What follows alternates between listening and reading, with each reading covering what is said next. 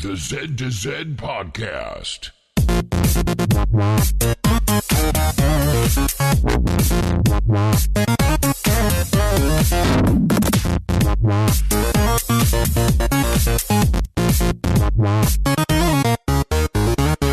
Good morning, good evening, or good day, and welcome to the Z to Z Podcast, the home for Xbox achievement hunters and Gamerscore junkies. I'm your host, Brandon Freeman. Thank you so much for listening.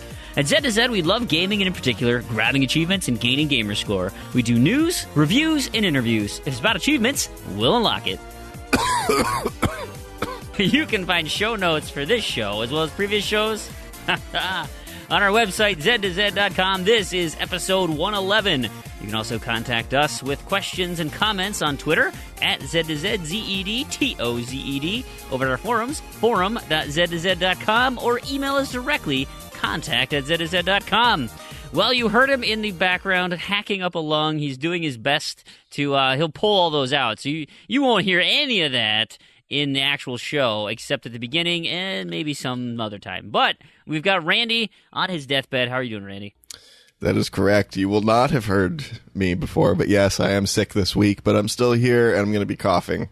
But you won't hear any of that because editing magic. Yeah, you are an exceptional post-production wizard. But yes, I do not feel so great. I feel better than I did on Wednesday. Not much better, but, you know, I'm getting through. We'll see if I make it through the whole show. We'll see what happens. Proulx, how are you doing? You know, Freem, normally now is the time that I tell you I'm doing fantastic and wonderful and I'm having a great day. Thing is, I'm just not. I'm not. And we'll get into it later, but I've had two achievement-related experiences to me that I've had today and that have left me jaded and a little upset. So I'll try to maintain my positive demeanor throughout the show, but there may be some ranting later on. So what you're saying is Skeptical Mario's prediction is coming true, and that you are now Raincloud Proulx. It could be. It may be over time. If we graph it, how excited I am to be on the show. See, I'm getting more positive, and you're getting more. See, we'll cross and hit equilibrium at some point. Yeah. Randy's like, man, I'm not feeling well, but I'm getting better. I'm optimistic, and I'm like, everything's terrible. No, yeah, we'll talk about that later. I'm sure. I don't know. Maybe I've just given up on everything, and now there's only up. That's not true. That is completely wrong. There is much further down to go. I'm sure we'll get there. Well, so here's the thing, guys. You may have talked about it last week, but, there is that that vaporware issue, Mm-hmm. That one game. There's a new game that I think might be in vaporware territory. We'll touch on that later in the show as well. It's funny you guys are talking doom and gloom because I also want to contribute to the crap sandwich that is the world of Z to Z. Well, so at least the host. So it's like E3 has come early, is what you're saying. Yeah, there you go. There you go. I have had a miserable week. Just one experience in particular, non-gaming related, but man, it is really screwing up my life. So why don't I start with that, right? Because then I can split it with some positivity about some gaming I've been doing. Let's do a mini E3 roundup. Let's have that. We can do that at the end, but mine is literally not gaming related. Right now, this E3. I mean, it's E3 this week, right? So, Proulx, this is right up your alley as well, because the perpetrator of my negativity is indeed a potato. Oh, haha. Yeah. Yes, okay. So, this is what ended up happening. So, like I mentioned last show, single dad, and that was great. Everybody survived. It was, fine. Wife came home. Great. And so, it's now that she had her little mini vacation, she's like, all right, because we got a trip coming up here in the spring. It's time to get our diets right. And let's focus and get our beach bodies back. That's what we're gonna do. So she's trying to eat a little healthier. And I don't know if you guys have ever cooked a baked potato in the microwave before. I typically buy the ones that already have like that cellophane on them, right? And just throw that in there and they steam inside the cellophane. Why are you cooking a baked potato in the microwave? Because we didn't get home from the gym that's the real until question. Like 6:30. Turn your oven on. Well, yeah, but it takes so long to actually bake in the oven that you can like put it in microwave there and one forget about so it. much faster. All right, yeah. So we get home late, right? And it's my wife's like, "Oh, you're gonna make a baked potato here, right?" And so she's done this a million times. I've never cooked a baked potato like this. Again, cellophane. It's easy that way. So anyway, she takes the potato, she stabs it a bunch of times, to vent it, wraps it in a damp paper towel, and then throws it in the microwave. She's like, "I'm gonna go take a shower. You finish the homework with the girl, my daughter, and then when this thing beeps, you're gonna go in there, flip it, and then we're gonna come and put it up there for 15 minutes or whatever." Like, fine, I can do that. Yeah, excellent. So we're reading, beeps, go in there, it's damp, flip it, right? Still hard though, like it's not cooked all the way through. So I flip it upside down, I sit at the table, and my daughter and I are reading. And so, things going, and my son then turns around at one point to, likely harass his sister for some reason, and he looks over my shoulder and says, "Dad, the microwave's on fire." And so I turn around, and it is billowing smoke coming from this, like, just pouring out of it. I mean, it's so thick and black, and I rip open the door to the thing, and there are these just potato husks in there. It literally nuked them to oblivion. They are now like this, when you're done with a campfire and all the wood is like real just hollow and tender and like the embers just crumble in your hands.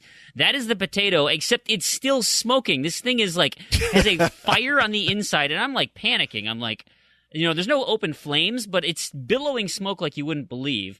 And I'm running around, so I throw it in the sink. I'm running water over it. I try to open the back door, but I don't have a deck, so they put that jam in the back door. So I can't even. I open it like 4 inches. I can't like fit the potatoes through there. Plus, they're on burning my hands, and so like these just smoke pits are coming out of my sink.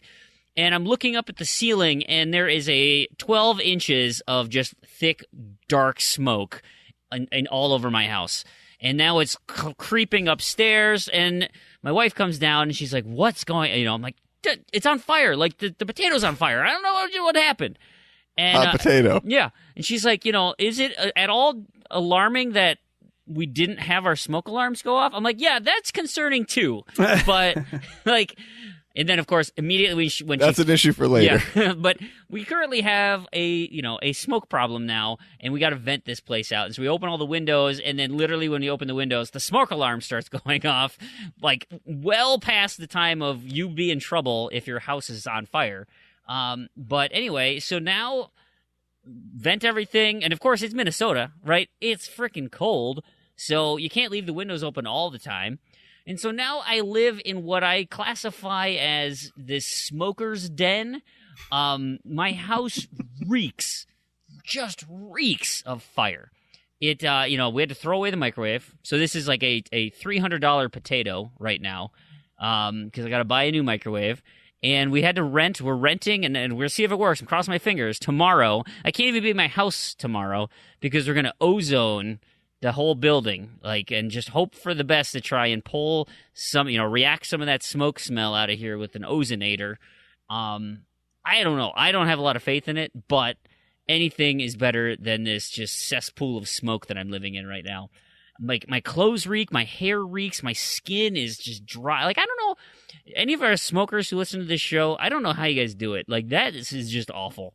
It's a terrible habit, and so the fact that you willingly do that is amazing. I think cigarette smoke and burning potato smoke are a little bit different. Wait, okay, Maybe? So this is the problem, I think. You said they were wrapped in cellophane?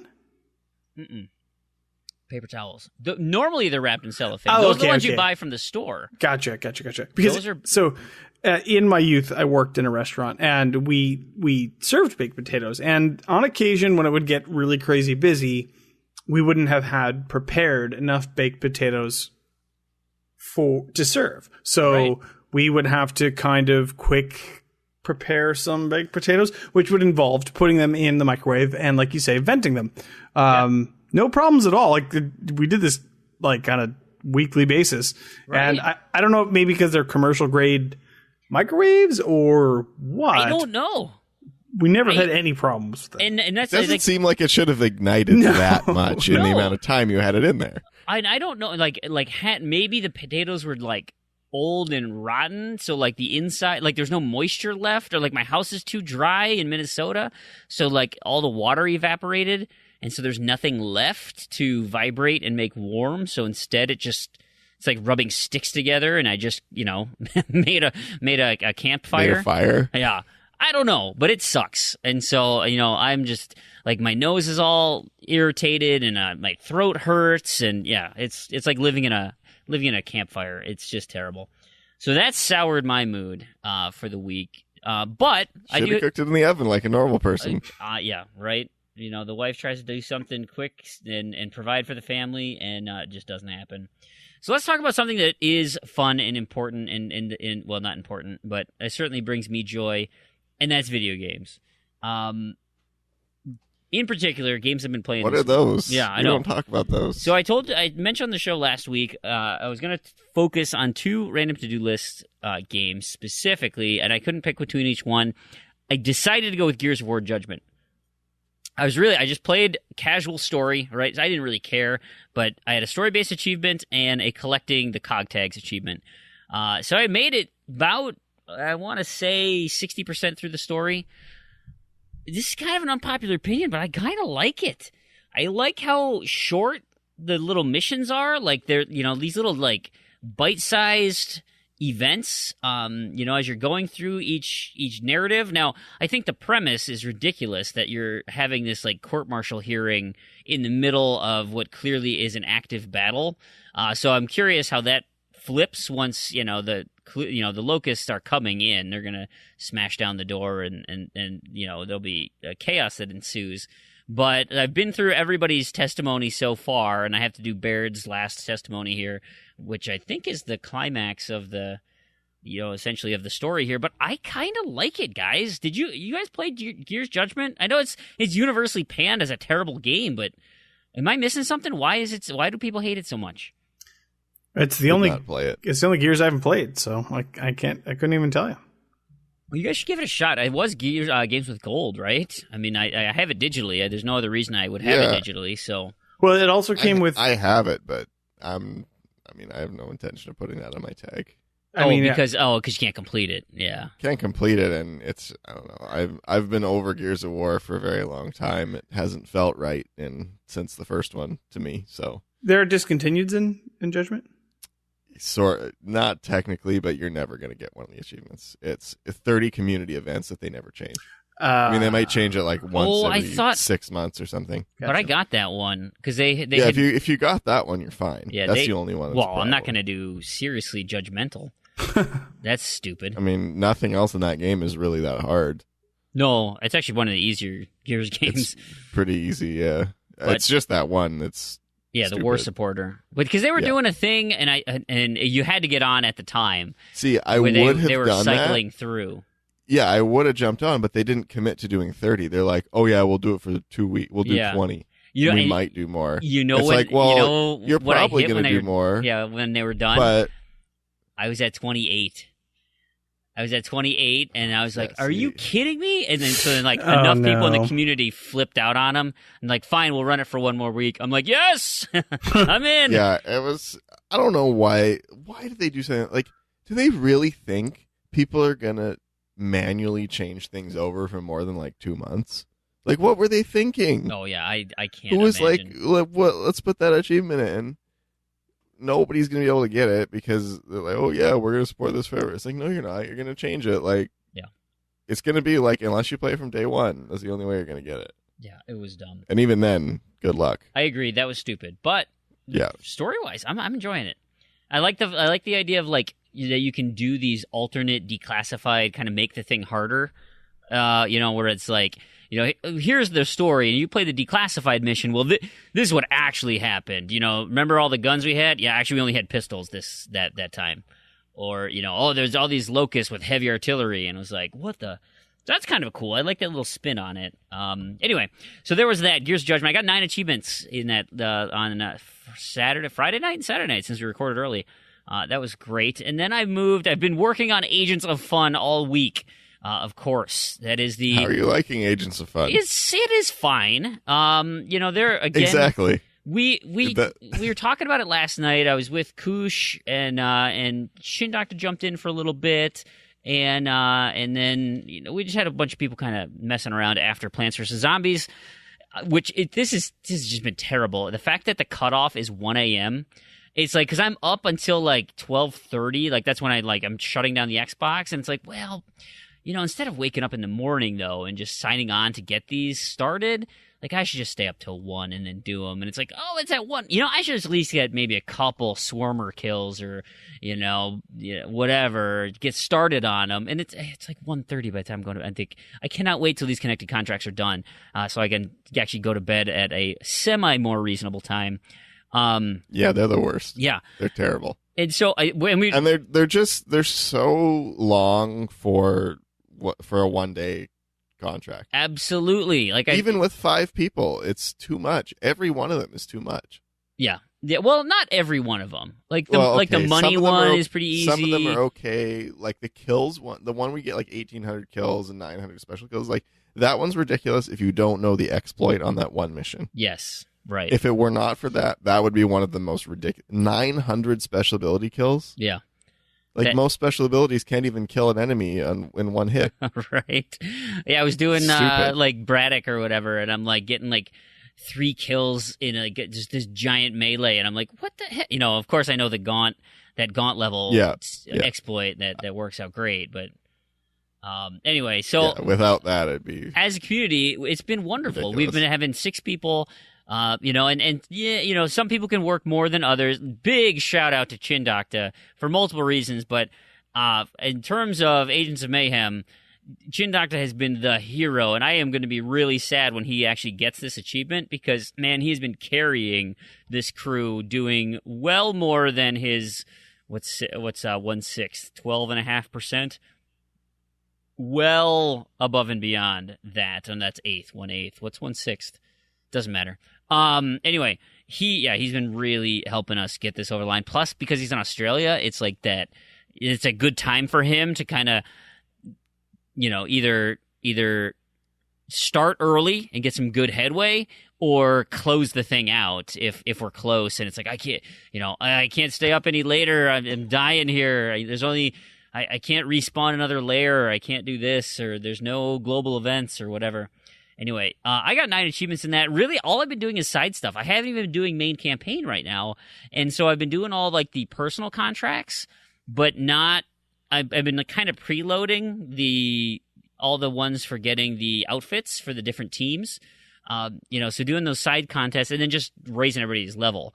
And then I go back and do all the story campaigns on difficulty 7. I think that's my next goal, is to just re-rip through the campaign and then finish it so I can, I haven't even done the campaign yet. You can pretty much start on difficulty 7. I didn't replay any missions. No. I started on, even at the lowest level, I started on difficulty 7. It was a little hard, but for the first mission or 2, but it was fine. Yeah, so it's very doable. You just have to be careful. You just can't run in and Rambo. Which I do that. That's how I play the game. It's fun, and you can later. Once you hit level 20, you can do more of that. But just for the first couple missions, you got to be a little more careful. But so, Randy, I don't think you had the intention when you mentioned Agents of Fun. But what this has now triggered is a Z to Z community game of the month. So we have. It's amazing how my ripping on Agents of Fun turned into. Yeah, that. We now have a community play session. Okay. Just like TA playlists, right? There's a group of people. They play their game. Well, this essentially is willed into existence by Matriarch. With all the talk of Agents of Mayhem, she's like, we should just make this January the month of Agents of Mayhem. And since Koosh Moose will not stop pounding the drum on Teslagrad, and it was on sale, he pretty much got everyone to buy it, that February's game of the month is going to be Teslagrad. And we as a community are going to play Teslagrad, and I've created an own separate Teslagrad channel, and we'll talk about it like a book club, but it's a game club, and it's for the month of February. Conveniently, I've already completed both of these games. Look at that. We can go back. You can go back and listen to the Teslagrad reviews, Ed. There you go. That one. Right. Did you enjoy? Quite some time ago. Did you enjoy Teslagrad was fantastic. Oh, okay, great. Yeah, super good game. Yeah, so I'm excited to do that. I'm excited. I bought it because it was, we started talking about it, and then everybody, of course, Koosh was the main person there. But everybody was like, yeah, okay, let's do it. Let's do it as a game of the month. And then it was on sale. So I picked it up and I'm excited. And I'm going to wait until the 1st, but that'll be right about when this show drops, maybe a day or two after. Correct. So yeah, if you're just listening to this now, pick it up, and we're going to be talking about it all month. So even at full price, it's absolutely worth it. Yeah, and it's a relatively inexpensive. I mean, it's what, $10 I think base, it's 15. isn't it? I think it's 15. I think it's 15. Yeah. So it's absolutely worth it. It's like, if you're not using a guide and just running through the game, which I recommend you don't do, I mean, it's a solid like 6 to 10 hour game. Yeah. And it looks gorgeous. It's very well made. It's absolutely worth the 15. So what I think, if you can get it on sale, obviously, but right. It's not something you're going to regret buying at full price. Right. So what we've also then decided is, we're trying to figure out, well, what are you going to do for March, right? Because this just happened to work out great because Tesla Grad was on sale. A lot of people are interested, and so that's what we just deemed it. But we wanted to incentivize people, and so I'm personally thinking that we could do this as a Patreon thing, and let a patron pick the game for March, something they want to play. And then maybe they can come on the show and talk about it. When we have a more like a structured segment of what the game of the month would be. Just hopefully it's something they're interested in, and maybe we can correlate it with a sale, or if there's something, I don't know. Just kicking ideas around here on air production meeting, but we're gonna have a monthly game of the month. So if you're interested in joining the conversation, head over to our Discord chat, discord.io/Z2Z. Like I said, we've been talking about Ages of Fun all January. That should die down in February as people start completing that game, and then Tesla Grad is going to kick right up. So that'll be great. The only other two things I want to mention, I continued work on Blood Bowl 2. I unlocked 3 big old ratio achievements. There are not a lot of people who have put a lot of time into this game. I think they get so frustrated how long the games take.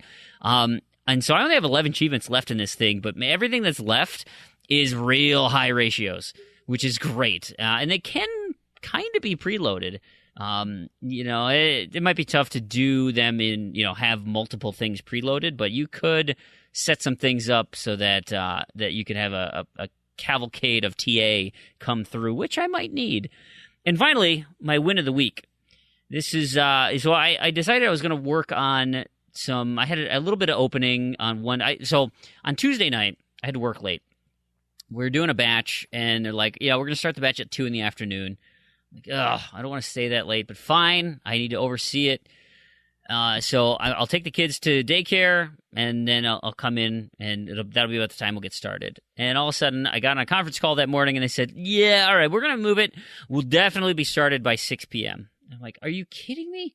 Like, what the heck? So I decided, you know what? I'm not going in then until it's batch time, because I'm going to end up staying till midnight or whatever. So I decided to stay home on Tuesday and play video games all day. And what that meant was it's a game, the Gamertag Challenge. And so I played a little Ori and the Blind Forest, got an O. I played a little Yasai Ninja for the Y. And I played Nightmares of the Deep. Now, I had already finished that game. It's one of those Artifex Mundi games. I had already completed the first playthrough with the hidden objects, and so I only had 4 achievements left in this one. And so I was in the middle of my Mahjong playlist. And so I was like, all right, let's just rip through this. My next achievement is halfway. You're getting half of the Mahjong games. That'll be easy enough. Let's just do it.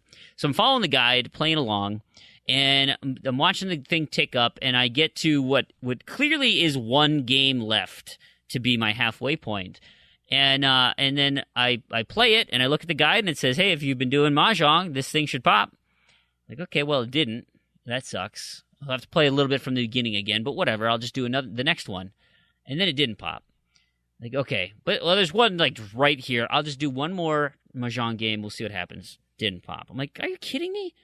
So I bring up the achievement tracker, and the other tracker for completing all of the Mahjong games is ticking, but the halfway one isn't. So I'm like, well, this is stupid. All right, well, maybe if I unlock all of them, it'll clear out both. And so that's what I did. Went ahead and finished the game. I got the achievement for doing all of the Mahjong games, and I did that all without beating half of them. So I have that achievement sitting there in limbo. So that's my win of the week, is being able to get all of the Mahjong games without getting half of them. I don't know how. I don't know why.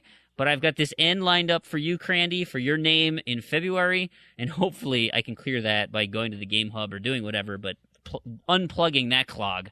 And that game is nearly completed. I have to do obviously fix that thing, the bonus chapter, and beat a Mahjong game in 1 minute.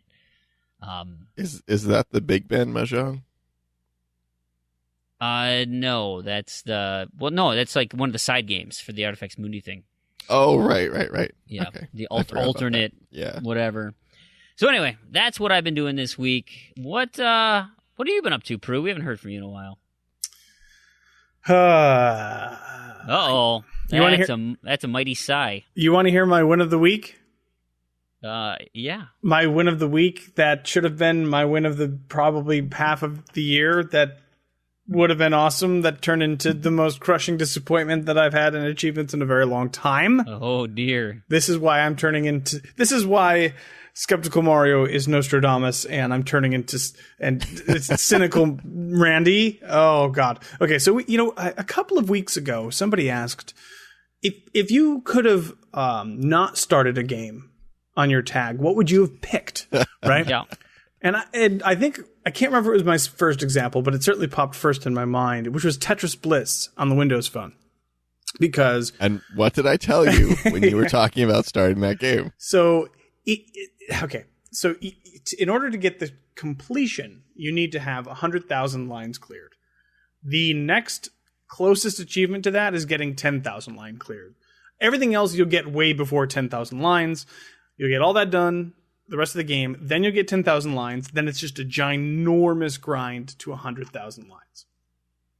I said, whatever. I like Tetris. I'm going to do it.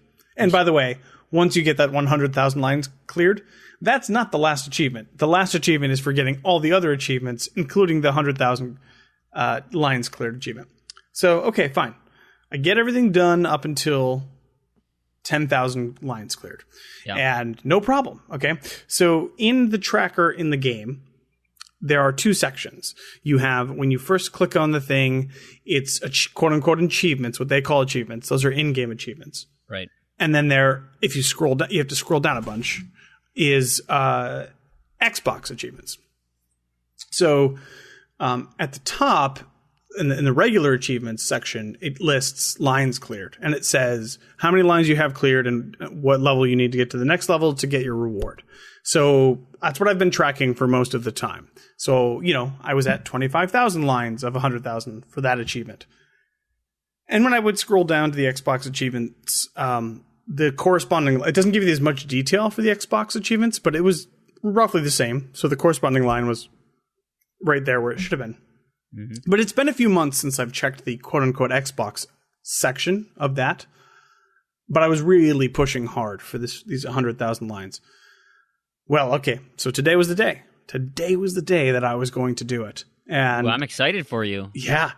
And so I'm playing. I'm like, okay, 2 games away, 1 game away. Here I go. I hit that 100,000 line. I get the in-game achievements, but nothing pops. Okay, so I know I've hit 100,000. So I'm like, okay, I'm not going to freak out, because why would you freak out? This is such a silly thing to freak out about. So I go into the tracker. Oh, I'm like 115,000 now. Not 115, 100,015.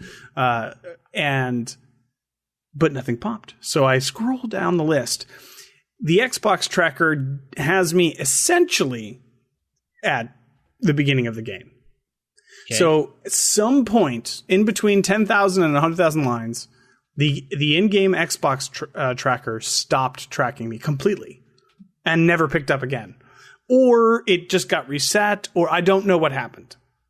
Okay. So I can't get this achievement. Not only can I not get the achievement, but I earned the achievement. I've spent, honestly, probably 40 hours in game playing this game. That sucks. And it prevents me from getting the final achievement as well, obviously, which is the get all the other achievements. Oh, I was so frustrated. Did you break your phone? Did you huck it? The thing is, I could have, because that's my older Windows phone, and I actually have a newer one that I've been waiting on using until I get this stupid game done. I tell you what, there's not much more disheartening thing than that. Like, some people look at achievements as a waste of time, you know? Oh, yeah. Like, oh man, you spend a lot of this time doing all these sorts of things, but at the end you get that payoff. Oh, yeah. It's a gut punch when you know you've spent this time and you don't even get that emotional payoff. You don't even get that visual or that record of what you've done. And I got to tell you, that was a tough blow for me. That was rough. Yeah. Did you just deck Proulx? Did you take out your aggression and just punch him right in the mouth? Unfortunately, he was not within arm's reach. Well, fortunately for him, I should say. Yeah, no, it was super deflating, and it's gonna take a while for me, I think, to pick up another long-term Windows Phone game. Right. I'm not blaming the platform or anything like that, but it is like, man, it's a contributing factor. That's for darn sure. It is. So that sucks, man. Yeah. So that was going to be my win of the week. I actually was very much planning on talking about that and being like, wow, I did it. And I would have felt accomplished because I've been working on this for months. Yeah. And nope. And I'm never going to get it. I mean, I don't even know that it would be working at this point because, like I said, I've been working on it for so long and that the Xbox quote unquote tracker hasn't moved an inch. Mm-hmm. I don't know if it's possible. I don't know if I'm glitched. I don't know what's happening, but I'm certainly at this point, I've put enough time. It's only like worth 10 or 15 achievement, Gamerscore at this point. Gamerscore, right? Oh man. Anyways, that's. Do you have any other gaming done this week? Anything that you want to talk about? One other thing I really wanted to highlight, especially since you have this done, Freem. Okay. I've been working on random to-do list stuff, and yes. We talked a little about Call of Duty World at War last week, right? And there's a level. It's supposedly the hardest level in the game, but I haven't played I've played the whole game on easy and only jumped to this level on hard. But man, oh man, I almost threw my controller out the window playing that tonight. This was after the whole Tetris debacle, so maybe I was already set up for failure. Right, hypersensitive. But I have to beat this level on hard or veteran, and I played it for an hour and a half at this one part and just can't. And I remember I played a handful of Call of Duties, and I beat Call of Duty 2, and I remember that being tremendously difficult and thinking, this is probably the hardest Call of Duty can get. But I don't know if this is where it compares in relation to that, but it's, man. I had tried that in 3, where it's like beat the game on veteran or whatever, and they don't even have like the different sub pieces. And I remember I'm on the beach, and I'm like, it's like all of a sudden, grenade sensor, cling, bling, bling, bling, bling, bling, bling, bling, and it's like what? It's like you're at a pachinko machine. All of a sudden, these grenade sensors are coming, and I mean, at that point, like I don't. So I beat the level that you need to do. Like I have that achievement. You do. I believe that you do. I'm pretty sure that possible. I don't think I have much left in World at War. Yeah, except for the multiplayer stuff. Yeah, it was. Because I'm nervous about doing because I don't want to just discount my whole game for getting to a glitch lobby. Yeah, we talked a little about that last week too. It's it's called For the Motherland, Heart of the Reich, and you have it. You earned it in October of 2011. So there you go. Anyways, so those are my two frustrations. I'll just go over it real briefly. Anything else I've been playing, just to not be focused entirely on the negative. Yeah. I finished Bridge, which I talked about last week, which was okay. I finished Rayman Fiesta Run on the Windows 8, which I've been working on for quite a chunk of time. There's an achievement in that game for beating Nightmare Mode, which is a title update, and you have to play through all the levels of that game without dying. But it's super easy to cheese, so it's possible. But that was a satisfying completion. So, other than that, I got my second to last achievement in Clicker Heroes, which means only 6 more months to go. Yay! Ooh, nice. I was coming online last night, and I saw that you were in. Like I looked at your profile, seeing who was online, and it says what game you're playing, and it said Clicker Heroes. level 2024. Yep. Like, I don't even know what that means, but that seems ridiculous. You have to be, the final achievement that you're going to get is for hitting level 3,500. So, yes. It's a long game. Other than that, I just wanted to talk real quick because I started and completed, because I like I mentioned last week, I accidentally signed up for a month of Games Pass, and I have a feeling we'll be talking about that here in a minute. Yes, sir. I was looking at some games that I could possibly get through pretty quickly, and I played the game Bard's Gold. Okay. So I've never really actually gone through a roguelite game. Roguelike game. It depends how much of a rogue it is. I would imagine this would be like a diet roguelite game. Like, I feel I don't know a lot about the genre, but I would say from my limited experience and knowledge, this is actually a really good entryway because it wasn't easy, but it wasn't super difficult, and it was just the right amount of challenge versus reward, and definitely doable. And I actually really enjoyed my time with it. So, and it took me about a week of pretty consistent playing to get through, but I really liked it, and maybe this means that I'll be looking into some maybe Rogue Legacy in the future, or with Binding of Isaac, all these sorts of different games that you could play. I might be a fan of it, or at least putting my foot in the door anyways. But yeah, that's what I've been up to. Nice, cool. Hey, so before we see what Randy's been up to, you know what I forgot to do? The game mashup question. So let's squeeze that in right here. We have Week 11's game mashup. Of course, the game mashup is where you take two games and you combine them together through a common word. I'll give you an example of last week's, and that'll help shine light on how to play the game. So, Week 10, remember this was the movie script one, Proulx, and I know you had a guess that you wanted to do, so I'll reread Week 10's clue here. Ready? Mm-hmm. As our country descends into turmoil, this once great World War II hero gives up protecting its ideals and instead turns to work for the highest bidder, only to be betrayed and return to combating evil, only this time for revenge. The transition from meek and passionate to strong, loyal, to ruthless mercenary, to revenge-driven warrior is a roller coaster of emotion and culminates with intense shield-slinging decapitations and dismemberment. So that was the clue.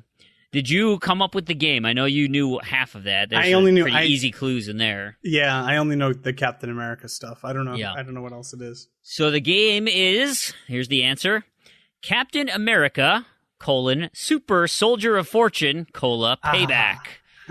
Okay, so that's nice. Captain America, Super Soldier, and Soldier of Fortune Payback.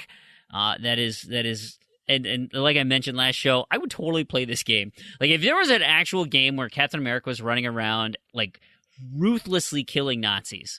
Like, he was taking his shield and just beheading people with it, like a boomerang. And then, like, he could just do a shield bash, like some dude's head into a wall and just squish him like gum. I mean, he's super strong, right? Like, hey, you're the closest you're going to get, I think, is probably the Wolverine game. And that's quite good. So yeah, there you go. You could play that. But I think what I like more is the fact that it's so out of character for for Wolverine. Like, that's just him. Like, I could read a comic and watch some really dark stuff, but I like it when characters reach their breaking point and they just lose it and they start anyway. This week's game mashup is a little trickier, I think. We'll see. Here's the clue. Week 11. This is the game tagline. Like, this is what you'd read on the back of the box, right? So top bar here. In order to be the ruler, you have to beat the ruler. The gameplay of this mashup would probably be better served on a mobile device. Certainly nothing taxing about the graphics or mechanics. This first-person dungeon crawler has you hurl rocks with a bifurcated tongue at common dungeon denizens and military personnel. So that is your clue for week 11. If you have an answer to that, you can send me a private message on Discord. Again, our Discord server, discord.io/Z2Z. You can come find me hanging out there, or you can find me Freemhole. And that's, my Discord name, True Achievements name, my Xbox Live gamertag. So track me down there, send me a message if you think you know what that mashup is. and we will give you the answer next week. So, there, got that business out of the way. Let's move into what Randy's been up to. Randy, what have you been up to in terms of gaming? So this week I've actually been doing, I want to say more gaming than usual because I've just been like neglecting house things because I've been sick and feel terrible. So I've been playing a lot of Killer Instinct, and nice. I must say it is really coming along because I got my boosting setup going. I brought out another monitor. I've got my computer in front of me. I got my usual Xbox setup. And I am down to less than 40 ranked wins until I'm completely done with the multiplayer. Oh, wow. Killer Instinct. That's awesome. I also have 51 more achievements left out of 464. Wow. Which is really nice to look at. I got a Titan 1 this week as well. So that's been doing my play 200 matches with character X achievements while I sleep or go to work or do whatever. It's actually going right now. So I've got a few more of those, but the ones I've still got a bit more time because I've still got to do 150 fight challenges with everybody. But I think once I actually get it down to only having that left for every character, it's not really going to take that long because there are ones you can grind out pretty quickly. I mean, obviously, it's still going to take some time, but I don't think it's going to take as long as doing something like the online matches. Right. Oh, look, it actually looks like my one that's going right now just finished. Coincidentally. Yeah, so just General Rom and Tusk left for the multiplayer, which is... I had a couple of really good nights during the week where I was matching up with myself almost every match, and I just knocked them out. It's awesome. Is there still a decent multiplayer community? Oh, always. Yeah. Any time of day you can find someone. I mean, sometimes it takes a little longer than others, but there's always someone on. So yeah, it's not something you can boost easily. I've kind of come up with a new method where I don't search with both of my dummies at the same time because the dummies matching up with each other happened way too often. It was a real pain. Sure. So I'll search with the dummy first, let it sit for about a second, then search with my main. So the dummy tends to hit any people in the queue first. Oh, right. And then if that's the case, I back out on my main, search with the second dummy, wait a second, and then search with my main. And then I'll usually pair up with a dummy because we're the only two close players in the queue. Yeah. So that's been working really well. It's not something you can boost killer rank with, but if you're just doing played games, win rank matches, yeah, it works pretty well. So yeah, I'm pretty happy that this is going to be complete probably within the next couple of weeks because awesome. That is a monster completion. Do you know what that means, Randy? What? You will have Rare Replay and Killer Instinct complete. No. So, what? No, I'm not starting Master Chief. You have to. You have to start Master Chief. That's how it works. You really want me to start Master Chief and just ruin my completion percentage, don't you? I think you could do it. The thing is, it's the big three, man. I'm sure I could complete it. I just don't want to put that much time in. I mean, it's a lot of time. It's too much time. Even if somebody gave me the lasso, if I didn't have to go search around for lasso stuff, it would still take forever.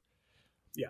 I mean, I love Halo 1, 2, and 3, but, I don't really know if I love Halo 1 because I didn't play it that much, but I love Halo 2 and 3, and I'm sure Halo 1 is just fine. But, yeah, I don't know. I'm telling you. And then I want to do the Chinese one, and then that can't be completed, and I wouldn't do the Chinese one. No, it's a hole I don't want to go down, and the next biggest game is Elite Dangerous, which is like 1,000-hour completion. It's not. Is Elite in the same? I don't know. I feel like those three are in a separate category only because of the number of achievements. Elite has over 200 achievements now. Oh, I didn't know that. Okay, yeah, right. It's huge. Yeah, I think I have two of them. I don't think there are many other games that have, if any. It might be the only other over 200 achievement game. Smite might. Yeah, I don't remember. Actually, I don't think so. Oh, it does. 248. So Smite, I think, has more than Elite, actually. Still. Not playing either of those. It's that is a slope I don't want to get anywhere near. I'll break you down. Eventually, we'll get to Master Chief. I'm going to be very happy with my my Killer Instinct and Rare Replay completions, but I think that is enough of the giant monster game. It's a great game. Both of them great games, but it's just too long. It's so long. And Killer Instinct, who knows? They could add another season. Nah, they're not. I don't think so. We're gonna get an announcement. Mini prediction here. We're gonna get a Killer Instinct 2 announcement this E3. I could see it. I mean, it was pretty successful, I would say. Yeah. And, they could throw in some new mechanics, sell all the characters again. Yeah. Yep. Yes, sir. I'd buy it. I mean, as long as combo assist is still there, I'm game. I'm absolutely game. I would do it again.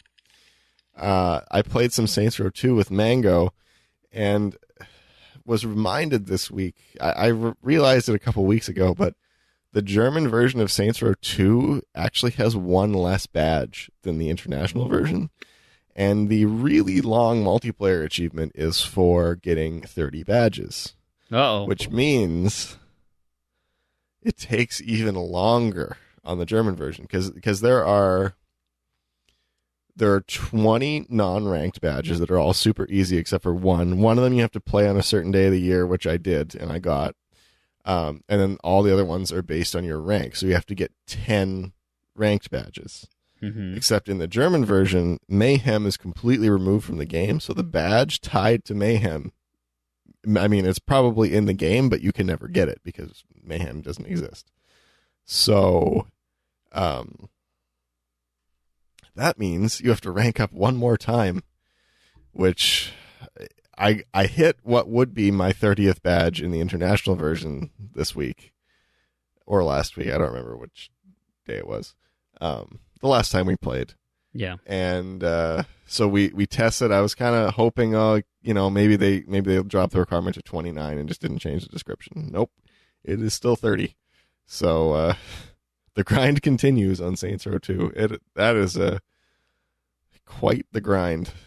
Much longer than I thought it was going to be, but we're getting through it. We're ready for it to be over, but we'll get it done. Yeah. And of course, Grand Theft Auto 5. We had a blast. We're gonna play again tomorrow. Land Dolphin continues vrooming across the city and driving into water. What did I drive into last week? Oh, who knows? Something new, I'm sure. I had to get picked. I just drove right. Oh, it was at that warehouse. I just drove straight into the water, and someone had to pick me up. Which anytime there's water, there's the close to my property, the reservoir. We don't go anywhere near the reservoir. You don't want to go there. That's a deadly trap. Many an insurance claim has been filed as a result of the reservoir. So it's so much fun. The heists are a ton of fun with the group. It's awesome. And that's it. So I've been doing a fair bit of playing, but it almost was all in Killer Instinct because I just want to get that done, and then I can move on to something else. Yeah, I bet. I don't have to worry about it anymore. Delightful. Hey, let's. Why don't we kick it over to some news? We got just a decent little collection of fun things going on in the community. Do you guys know that the Sea of Thieves beta is currently going on? By the time the show airs, it'll have been over. Hopefully I will get some time to play it this weekend, but we got a busy weekend ahead of us. But there's one thing that was out I didn't realize they were doing, and I posted it in the Discord, so hopefully some of our listeners had an opportunity to see this there. But Rare is announcing that they are having a Sea of Thieves achievement contest where you submit your suggestion for an achievement there.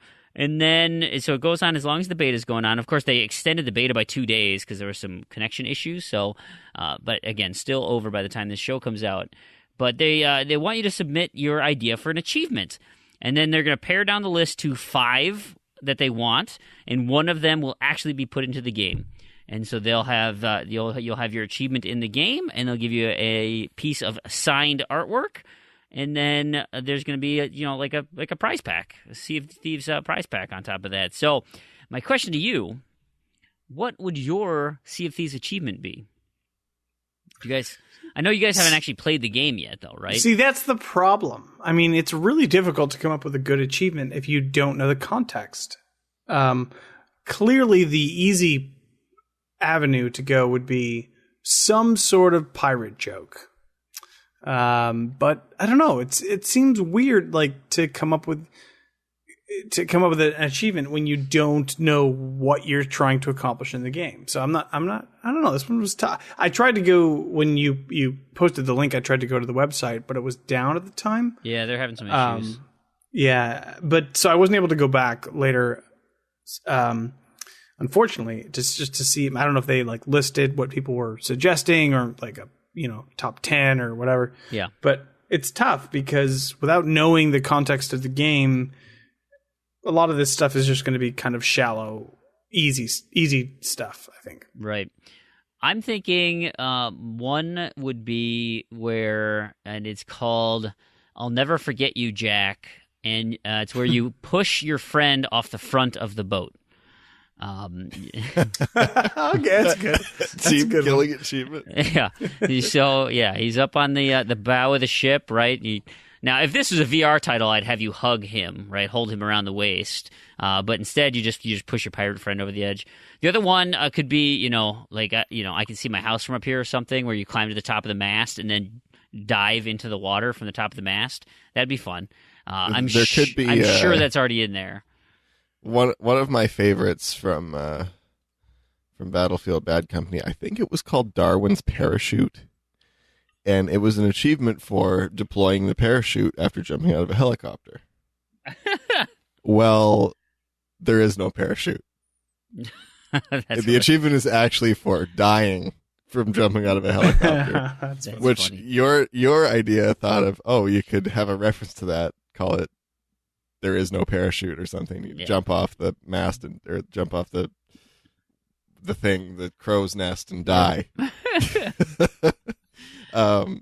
Mine, I have a couple ideas, actually. The first one actually comes from your idea of having the Battletoads hidden in the game. Yeah. Is you could just ensure that happens by having your achievement be called, Do You Have Battletoads? And the achievement is for Find the Battletoads. Find them. Which I think would be funny. Self-fulfilling prophecy. Especially if they already included the Battletoads in the game. Yeah. And then you made an achievement for finding them. Other one, of course, would be a leaderboard achievement. Of course. Do they even have, I'm trying to think of what even possible... I was reading a bunch of stuff on Twitter. Just be number one in a leaderboard category or something. I don't know what they are. I mean, I'm sure there's something for number of kills or whatever. So, and I'm really curious, and this is why I want to give it a shot this weekend, because I just don't know. Every time I've played in the technical alpha, there haven't been anyone there, right? And so, it hasn't been a big deal. Actually, I should probably stream it if I end up playing this weekend. Anyway, I was reading a tweet, I think it was from Jez Corden of Windows Central, and he was like, "Oh, it was just great. We pulled up in our boat, found some people's abandoned ship. They were on the island, and so we destroyed their ship, stole all their goods, and then shot them from the ship and killed them all." And I'm like, that's exactly why I don't want to play this game. That's exactly what makes me nervous about playing this game, is that kind of shenanigans. Just let me get on my schooner and go cruising around the ocean. I just imagine this entire game being like GTA Online. But the thing is... in the public lobbies. I don't disagree with that, but it in GTA Online, I don't know, that feels more harsh to me. GTA Online is GTA single player with other people around. So you don't want to be killed. If you want to go, get a haircut, you don't want to be killed by a rocket launcher as soon as you spawn in. But if Sea of Thieves is how I imagine it to be, this whole thing of the other crews and the other ships and being a pirate is built into the fabric of the game itself. So it doesn't feel as griefy as GTA Online does, because there's nothing else to do. The whole point is to get on there with your friends or with a crew and go swashbuckle and plunder somebody else's stuff. So it doesn't feel so harsh to me. And of course, I haven't played the actual game, but I'm kind of jumping on board the Sea of Thieves hype train. And if they do it well, that could make a great game. I mean, that would be super fun. Just going around killing everybody you see and stealing their ships. Yeah, like if that is what the game is meant to be, and it works. I mean, that could be a lot of fun. I mean, it could also be terrible because I think what it would really come down to is, do the people that play all the time and have the best gear just kill everybody? Yeah. Like where they're invincible. So what's going to happen is the game's going to be out for 6 months. You've got 10% of people that are invincible, and then everybody else quits. And anybody who wants to join later can't, because they just get destroyed by all these people that just play all the time. Yeah. And while I agree you should reward those people that are the hardcore players and play all the time, there also needs to be a balance where you're not invincible. Like you have to feel vulnerable to some extent all the time. But obviously this is all speculation. I haven't played any of it. I haven't really looked at anything about it. So I'm hoping with all of the time that went into it that that's going to be okay. But I am going to be sending in those achievement ideas. I haven't decided what the leaderboard one's going to be called yet, but it could be like King of the Pirates. Is there like some pirate saying that's like the King of the Pirates? I don't know, Pieces of 8. I don't know. Watch all the Pirates of the Caribbean movie and find something. I don't like the Pirates of the Caribbean movies, though. The first one's pretty good. No, I think they're it's all not. fine. It is. The first one's actually they're great. So boring. They're very all of them. Not them. The first one's entertaining. The rest of them are kind of bland. No. Anyway, well, actually, this leads pretty well into our next comment. We had a bunch of people from the community because this was one of the big announcements this week that Microsoft mentioned. So we'll start with R56 Cooper S11's question, which directly addresses it. What do you guys think of Microsoft exclusives coming to Games Pass Day 1? What are you guys looking forward to play, and how do you think this will affect the retailers? So Microsoft is saying that all new not exclusives, right? That Microsoft published, I think is the wording, will be added to Game Pass on day 1. That you will have access to these games, and they say permanently. Now the wording's a little goofy. I know Koosh Moose as a semantic monster is questioning that, but certainly when it launches. So Sea of Thieves, if you're a Games Pass member, Sea of Thieves in March will be available to you for the low price of $10 a month. You'll have access to it. What do you guys think of Microsoft making that move? Proulx, what's your take? It's kind of a big deal. The Games Pass from the beginning, it was a way to push forward this idea of games as a service that Microsoft has kind of been doing for a while now. And everybody's been doing for a while. Well, yeah, I shouldn't say Microsoft, but in regards to the big three, I suppose I should say. But I haven't had, like I have mentioned on the podcast in the past few episodes, I haven't had the chance to try it out myself until this about a month or a few weeks ago, and it's definitely worth $10 a month. And if you're going to be essentially, this is now worth 2 retail games a year. Yeah. Technically less than that. I think this is important. I think this is a really cool big step. This is like the Netflixing of video games. I don't know how much splash it's going to make in the future, but I imagine this is kind of how things are going to go. There are so many games nowadays. And if this paying $10 a month to give you at least some sort of pared down list, for us, maybe not.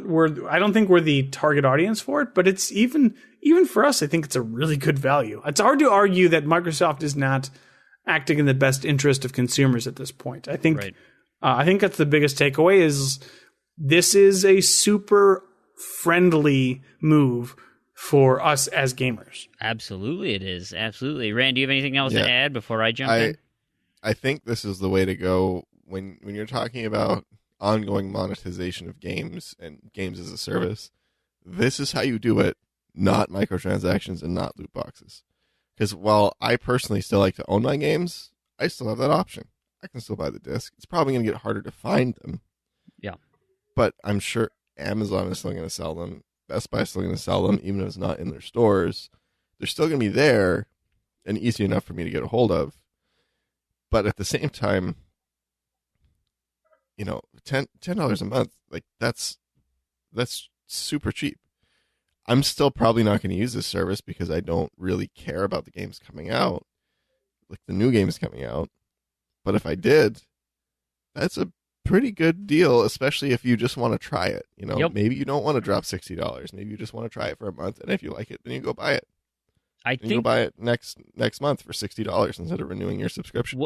Well, is there like EA Access? Is there a discount for Games Pass games or not? Just Yeah, I Yes. think they said it was 20%. 20%. Yep. So Yep. all of a sudden now, which is- the other thing. you to know, me The is- other thing too, with in regard to what's this going to do to retailers. I mean, I don't know about other countries, but at least here, game retailers are dead. There are no game retailers anymore. Even GameStop is not really a game retailer. They're a Nintendo store. Like they're just a bunch of like Yeah, knickknacks tchotchkes. and stuff. Yeah. There's like a tiny little game section. Best Buy has like one shelf most of the time dedicated to a console. hmm You know, there used to be aisles of games. Now there's like one little sad shelf with a few things on it and like a little Minecraft display. my Best Buy closed. I don't even have access to one anymore Oh, wow. near me. I mean, I can. It's not too far away, but the one like right next to my house is gone. Yeah. And so, and that's kind of what I was alluding to with the, you know, they're still going to at least have them online because there is still some demand for buying the games. And I mean, there's never really been much margin in new games anyway. No. It's, you know, I don't really know how it works, but I mean, I'm sure there's at least some incentive to have them there. And if that moves to online only, so be it. I buy them online most of the time anyway. Yeah. And that's totally fine. As long as they're still there, it's fine. I would like to be able to go to the store and look at the shelves, but that's a thing of the past, and I guess there are still local stores for that. Yeah. You know, it's If you're fortunate enough to have one. what I was thinking too, because like you, Randy, I like to own my games. It almost seems worth it it's $10 a month. Like that is nothing. Like it almost seems worth it to me to keep the service, and then like maybe I'll play Sea of Thieves right away, and maybe I'll love it, and then I can get the disc, 6 months from now for $20. And Yeah, that was kind of my thinking too, is like, get it for a month or two on Game Pass, and by then the disc will have gone at least half off. You still Yeah. save money. you're still going to end up saving money. So it seems like I cannot imagine that there's a downside for almost anybody at this point. This seems like a tremendously positive move for Microsoft to do this. Totally agree. No, I just know I won't subscribe to it because I know I'm not going to use it. Like, I know I will not get $10 a month worth out of that subscription because I'm just not going to play any games on Game Pass most months. Now, maybe if Sea of Thieves has a leaderboard achievement in it, I'll subscribe for a month and not buy Sea of Thieves right away. But I think that's pretty unlikely. So Well, that's great. Tropan. I would consider subscribing if I wanted to play one of these upcoming games right away and try it out first. Yeah. Tropan actually asks, he says, did Microsoft sway anyone here to subscribe to Game Pass with this new offering? It got him, even with his massive backlog, and he never buys AAA games, like new ones, because they're so too expensive. They're just going to be normal price or, cheap if he waits a month or two. He says, but now they're priced like used games, so this is a huge incentive for him. Randy, you've made your stance that you're not going to be buying Game Pass, but Proulx, have you shifted at all? Are you interested? You said this isn't really for us, gamers like us, but I tend to disagree. I think this is perfect for because now you're not relying on the old and busted games that are already in the Game Pass that you've had forever. Now new games are showing up, and you don't have those achievements yet, and so it's pretty cheap. Yeah, and you know, I've kind of laid out here on the show my Games Pass experience in the past month or so. Basically, I picked up the trial, the trial, which was for 2 weeks, and then forgot to cancel. So now I have a month and a half of it, and I've gotten tremendous value out of it. That was before this announcement ever even took place. Like, right. I played the 2 Sam and Max games, which were $10 each. I've already gotten, you know, twice my value for how much money I've put into the service. And I've also played 4 other games on top of that. You know, the library isn't so extensive that you could exist on that forever, of course. But, however, with this new move that Microsoft is doing, this will clearly make it worth it. Even if you had everything else done, there's going to be more than 1 or 2 Microsoft Studios or Microsoft published games over the years. So it's and of course you're also going to have these third-party games coming in and out all the time. So I don't know. It's definitely made me question whether or not, like, oh, I mean, it's $10 a month. Should I just leave it active and just play when I play? Because even if I play 1 game a month and once a year I play 1 new game, that's worth it. And that's not hard to do. That's super easy for me to do. So it's definitely got me on the fence for sure. I'm kind of the same way. I mean, at this point, it's like it's even just as you know, a collection of free trials in terms of just having these games, especially toward the end of the year when, you know, in theory there should be more Microsoft published games coming out, and you know, I'm curious if there's any ID at Xbox games that would show up in here. Like, would Cuphead have counted if that was back, you know, released that day? But what are we looking at now? In theory, I mean, I'm already going to be buying State of Decay when that comes out. So, you know, I'm on the hook for that. I could give Crackdown 3 a shot, give it another try. Right? That's a funny one. You think it's going to come out when Fable comes out this year as well? I don't think so. Yep. All of those things. Not Crackdown 3. I know they put it on that picture, but I'm not convinced. Well, hey, Randy, how about this? Because Convinced. Skeptical Mario asks that what selection of games, if any, could Game Pass offer you, Randy, to subscribe for at least 1 month? What would they need to do to get you off the fence? Neo Geo games. All of it. Wow, I was not expecting that. That was a shot out of left field. What it would have to be is a bunch of really easy completions that I don't have access to that I would play in a binge month. What about Lego games? No, they take too long. I was not expecting you to ACA games. That's pretty funny. That's a good answer. That's pretty much the only game. Like that's the only set of easy games that I don't know somebody that can like come over and help me, or not help me, but like come over and I can just, you know, play it for half an hour and get all the achievements and then not have to buy it. Yeah. So like I've got enough people I know that can do that at some point. So I don't put those games on the list. I mean, maybe if there were enough of them that it was just convenient enough, I would buy a month of it and do that on a binge. But really, it's the Neo Geo games that there's no, like, you know, full catalog of from somebody that I can use. Sure. So, you know, throw the whole ACA Neo Geo catalog on there. I'll subscribe for a month and complete 10 of them. And then cancel it and do it again in a year or something. There you go, hamster. There's your window. There's your window. But generally, like, there's just not. There's nothing that I would really subscribe to because most of the games I play don't cost me more than $10, and I'm not going to play more than one of them in a month. Yeah, like that's just how I play. Is most games I'm playing for more than a month, and I pay less than $10 for it. So it makes more sense for me just to buy that game.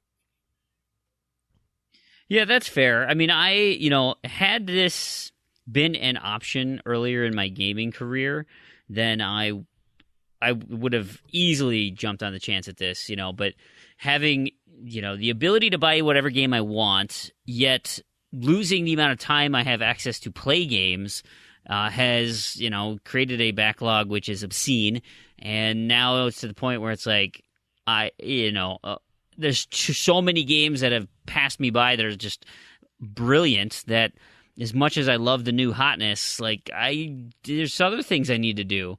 And, I'll be excited about some of these things, but probably not enough to spend. I mean, in theory, if you're on the hook for $120 a year, just add that to every other subscription that you own, be it, just Google storage or your phone or, whatever, cable bill, HBO, just there's tons of things that you are subscribing to. And all of a sudden you look and you're like, where the hell did all my money go? So I don't know if I'm going to get involved at this point. Let's see how my endeavor in the RTDL is going to be in these next few months, if I can make some headway on my backlog. But we did the math before, 41 years. So I don't need new games. But you guys can hopefully watch me play some Sea of Thieves, and maybe I'll just have such a wonderful hoot of a time that I couldn't pass it up. I will close out on this, though. Although it's not for me, I do think this is awesome. Like you said, too, earlier in my gaming career, before I had 1,000 games in my backlog, this would have been fantastic. Like in my gaming in my high school years, perfect. This would have been fantastic. Yeah, $10 a month for 100 games, no question. Absolutely. Okay, let's move on to our next topic here, and this is just, I want to touch on this briefly, just if there, because it happened, it exists, it's something that's going on. I thought it was kind of a funny article, but the Denuvo, they're a company that makes anti-piracy software, right? They put in things to prevent piracy, people from cracking games and whatnot. Well, they got scooped up by a digital security company called Erdetto. And so I don't know if this is going to have any impact on what they end up doing. Erdetto is they're better known for, applying the laws that help protect copyrights and IP issues and stuff like that. This is an Engadget article, and they say Erdetto's left its mark on the industry most notably by issuing takedown notices for Overwatch porn. But in terms of naturally, yeah, right. I mean, that's one of the more popular things going on right now. Denuvo, they're the ones who have all the the DRM stuff to try and help protect games, but hackers and people are getting so quick and clever with breaking these games that they're getting into these things within weeks. It's almost one of these losing battles that and this might even be a reason why Microsoft is looking at taking everything on their own side, not giving people going to this streaming model where they just give people access to play, but they don't have access to the files where they can get in there and mess around with all the code and things.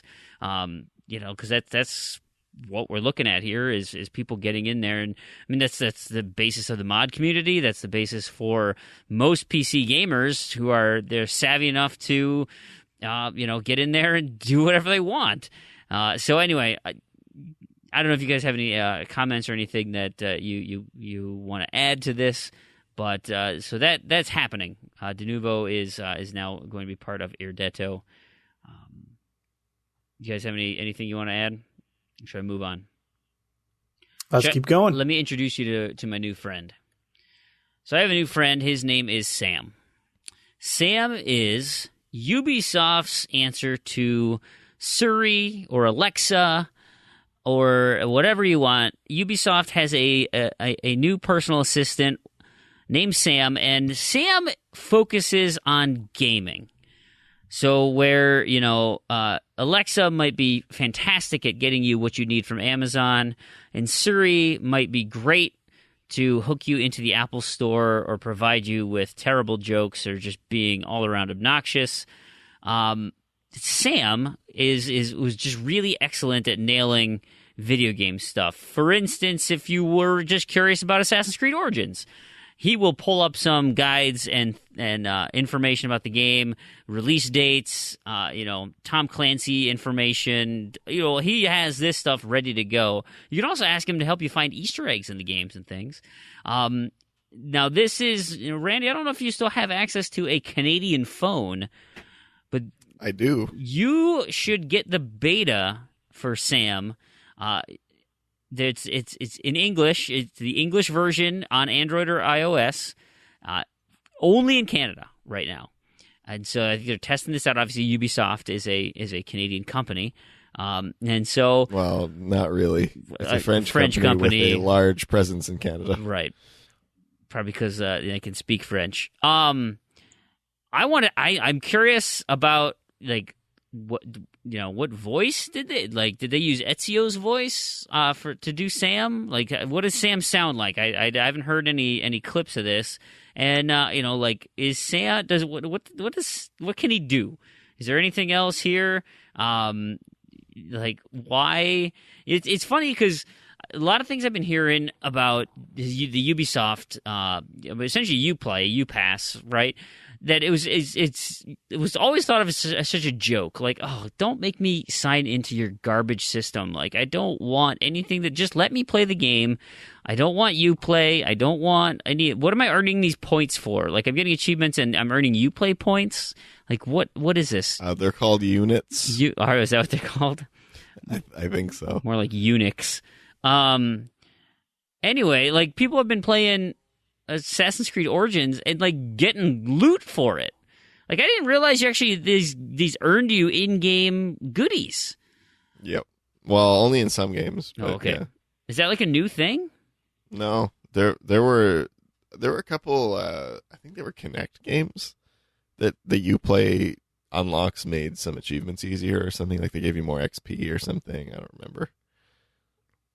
Gotcha. Did you guys use any personal assistants or any, do you have an Echo or, Google Home or Amazon Dot or any of those things? I don't like these. I think they spy on me and I don't like them. That does sound like you, that you'd be afraid of them.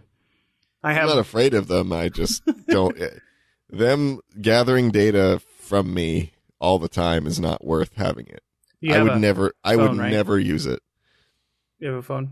Oh, yeah, I know. But gathering data from the phone is worth it. See, that's the trade-off. It's the same thing. But, I have both. Oh, I know. But the phone doesn't have a live mic. That has a live mic. Okay. Now, the phone mic might turn on, but, I have both a Echo and more primarily that I use a Google Home. Yeah. And I've especially the Google Home, I find tremendously useful because there's a lot of features that it has that I actively use in my day-to-day. Right.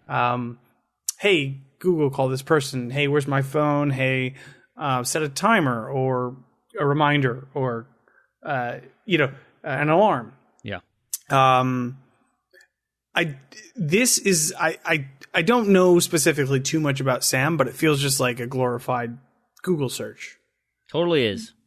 Why bother even having this thing? This is not going to... The reason that those services are so... they work so fantastic is because you are in that infrastructure, that environment. So you're going to get value out of it. It already knows, hey, don't set a reminder for 8 o'clock because you already have a call coming up or whatever. You're already involved in that sort of system. So I don't know what this actually does other than say, oh, I found this walkthrough for this game on this website. That's pretty much what it does. Looking at this article, here's a conversation that a chat bot is having with Sam. Right, they're just doing proof of concept here. Hey Sam, do you work for DedSec? Obviously, Watch Dogs reference. If I say no, I would lie, but if I say yes, they will DDoS my mainframe and wipe my servers entirely. So, let's talk about something else, please. And then the follow-up question, I want to buy Steep. Can you help? Oh, right on time for the winter games. You can find all Steep games, the season pass, and all DLCs right here on the Ubisoft store, and it provided That's not realistic. Provided a link. Nobody would ask that question. Nobody would ask that. So the question that was asked in this article, what makes Sam different from other services that might be similar? And the answer is, well, Sam is a personal gaming assistant, which means it gives you personalized assistance based on your profile information and focused on your games. So while others, AI like Siri and Alexa, can search for information about anything accessible on the internet, Sam focuses on a narrower range of subjects, honing in on relevant information to your gaming behavior because it knows your profile. For an example, our beta version, we're testing the daily login, a personalized notification for Rainbow Six Siege players that is pushed when you launch the game. So, the time you start the game, Sam analyzes your profile, your game patterns, and game behavior. It'll give you links to video tips from the community that specifically fit your profile. And it might explain how to use a specific weapon better or leverage map strategies. Sam is a deeper and fully personalized service dedicated to games. But, I mean, they follow up and ask a question, hey, Sam, what's the weather today? Well, my weather functionality is dedicated to gaming. I can't give you real-time forecasts in Ubisoft games. Right now, it's 39 degrees Celsius in Assassin's Creed Origins. It's 29 degrees in Ghost Recon Wildlands and 14 degrees in Rainbow Six Siege. Thank God, because those Kevlar vests can be really warm. Like, what? That's so useless. It sounds like this is like an Onion article or something. It kind of does. It's totally not, though. It really just sounds like an ad for Ubisoft games. And let's not forget, too, that Microsoft actually has a personal assistant based on a video game character already. Right, which actually has way more features. Yeah. No, this is silly. This is silly. I'm really curious if this is how they're gonna if they're gonna spread this out. They just say it's released in Canada, but nobody actually checked. It doesn't really exist. Yeah, I mean, I'm like Canada. I don't know. Looks. Hey, come on now. Pretty silly. Canada's looking pretty good these days. I'm curious. So my wife has been dropping hints about, like, she had asked me the other day, you know, if you were going to get one of those, like, which one would you rather do? And I had a very non-committal answer. I think I went with the Google Home over, because I actually used, so today I had to go to my brother's place to go pick up something, and I had to go to this weird rental store to get the Ozonator and then drive and go pick up my kids from daycare. And so I was like, hey, Google. And I typed in, I was on my computer at the time, so I typed it in, and I was like, I need to go here instead of destination here, then I'm driving to there, and then I'm driving here. And I looked it up on my computer, and I'm like, oh crap, I should leave work now. And I clicked the button that said send directions to my phone, and bam, there it is, right on my phone. I was like, I've never used that before. I love but that. That's one of my favorite features awesome. in maps. It is. Because instead of trying to type things in a parking lot or something, like just bam, there it is. And so anyway, she kind of left a hint, and you guys know my birthday's coming up, so we'll see. I don't know. It's a good birthday gift. Honestly, it takes a little time to adjust to, but you will find uses for it. And for us, at least, it has settled many a discussion, living room conversation that we were arguing about something. And hey, Google, what's going on with this and that? And it's much better at that than like Alexa is or the other services. Well, and that's why. But it didn't know who won sports ball. Oh God, that was I forgot what that was about. Yeah, I tried to throw it for a loop. Yeah, I also used one when I was playing Rocket League, and it had a very hard time searching for anything to do with Rocket League, which was not. Well, that's strange. It didn't work. Well, Randy, I have some Rocket League news for you, which might. I actually have a follow-up to this Rocket League news. Brilliant. So tell your news first, and I'll follow. Well, my news is, so we know, I mean, I had mentioned the other show, that my son and I were playing Rocket League. He was on his Switch, and I was on my Xbox, playing a little private match, having some fun. And so there's been some discussion, this is through Twitter, where somebody had asked about, hey, Rocket League, are you currently working on cross-platform party system? And if so, could you maybe give us a little hint about maybe when it's going to release? I can't wait to play ranked mode with my friends on PS4. Clearly, this is a PC player. And Rocket League Helpline, the Twitter handle for support, says, hey there, we're actively working on cross-platform party support for a 2018 release. So not only can you actually play with, me on my Xbox, play with the switchers and play with, PCers, but we could actually join party and have a chat somehow. I don't know how. It'd have to be on their side, right? You'd get into Rocket League chat servers because everything would have to be hosted on their end, but you could actually party up, and of course my son would have to have some sort of crazy multi-dongle connection thing for his Switch, mobile phone app to buzz in. But yeah, but aside from that, like I could meet up with some PC players. I could meet up with, but like this is certainly just the beginning of that we've already opened the doors to playing the game. Now can we open up the doors to have conversations, to actually meet up with people and have more than a nice shot, asterisk, ampersand, @ hashtag. What a save! Right? Instead of just that kind of thing. And that's pretty darn cool. Like, I love that Psyonix is doing this. Yeah, I'm not gonna. I'll just gush over Rocket League if we just start talking about this. But yeah, I mean, like Microsoft again. Well, not Microsoft because it's not specifically them, but it just seems to be the case that Nintendo and Microsoft are willing to play ball, and we're always dragging our feet here. I think that there would be no problems with cross-party partying. But the children. Think of the children, children, I know. Especially now that the Switch is involved. Yes, of course. Children. Imagine all those terrible Switch users coming onto our PlayStation Network. It would be awful. Yeah. No, I have a dream that all of our. I'm not going to do that, but you know where I'm going with that. So yeah. That it's going to be like our cable companies, and they're all going to, in our best interest. Oh, absolutely. They're all going to work together. Comcast said, we're not going to do any of that stuff. None of that nonsense. None of that. So it's fine. Yeah. It's totally fine. They said they're not going to do it. They're not going to do it. It's like, just like how they said, my internet is broken and they need to send a tech out to my house at my expense. And then when I told them that I knew that they were lying, they hung up the phone.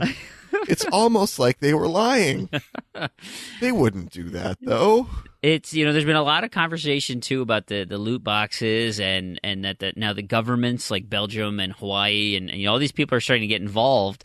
And it's in gaming's best interest to have the ESRB, which is not government affiliated, right? That's part of the gaming industry, to have the ESRB figure it out on their own and be like, hey, government, look, listen, I know loot boxes are kind of silly right now. We totally got it under control. We don't need any of your oversight. Don't worry. We don't think it's gambling. Yeah, we have the player's best interest in mind. Trust me. And that being said, like, I don't want the government involved in gaming because they're going to do stupid things. Like they're too big and dumb to quote unquote protect the children. That yes, we could probably police this internally, but it's like EA is going out of its way to make sure that there's regulation. It's like this same problem is like the government only gets involved because the non-government organizations abuse their privileges to regulate themselves and then ruin it. Like, it's their own fault. This is why we can't have nice things. Yeah. But anyway, to follow up with Rocket League. Yes. Excuse me. I'm actually in a different Discord server where there is a Rocket League developer that is there. I actually misread this article. I thought this was a hint at PS4 coming. But I thought it was interesting that he said that they could enable PS2 crossplay in less than 2 minutes. PS2? PS4 crossplay in less than 2 minutes. You just turn it on. That is how easy it is. Like, it's like flipping a switch. Like that Fortnite thing that snuck in there. Yeah, and I know they've said it before, like that it's easy or they could do it, but he said less than 2 minutes, which it's like, come on, Sony. Now, to be fair though, during this discussion, it was also brought up that I guess at some point during the 360's life, when Microsoft was on top, PlayStation was interested in crossplay, and Microsoft turned him down. So Think of the children, Randy. I remember, I don't recall that happening, but it doesn't surprise me. I mean, it's the same thing. You're on top, you think you're invincible. Right. Microsoft has come a long way since their invincible Xbox 360 days. For the better, I think. Mostly. No, I can't disagree with that. But, do either of you guys remember that what it was? I don't. To be crossplay? I don't specifically remember the game, but I do remember there being talk about the what was it? It was about the 360. You know what? I'm actually not going to say it because I'm going to get the details all wrong because I can't remember what it was right now. But basically, the same sort of thing. Like it was the hubris and the arrogance that they were on top, so they didn't have to play ball. That's what it was. I will say it. I think what it was that any game that came out to PlayStation exclusively first was kind of shunned, poo-pooed by Microsoft. They didn't want anything to do with it. That sort of attitude, which is exactly what Sony's doing now with the cross-platform play. And the exclusive advertising and things like that, too. Yeah. Sounds very similar to that. Right. All right, well, I think we can move on from Rocket League and pick up another indie title. I am so freaking pumped about this game because I love me a Metroidvania. They're just great, and this one is hugely popular on the PC right now. Dead Cells. Have you guys seen Dead Cells before? Nope. I have not. You should watch the video. It looks like so much fun. And it's exactly what I want. It's got random generation to it. It's like a Metroidvania and roguelike together. It's super cool. I've watched videos, I've seen gameplay, and it's coming to the consoles. There's no definitive date on here, but it should be coming out sometime in 2018. It's $20 right now on PC, so I don't know if that's going to maintain, but I cannot wait for this. I know Kush Moose is also pumped for this game coming out. That's really all I need to say about that. I can't wait for that to happen. Another game that was announced, and this one's weird. I don't know how I feel about this.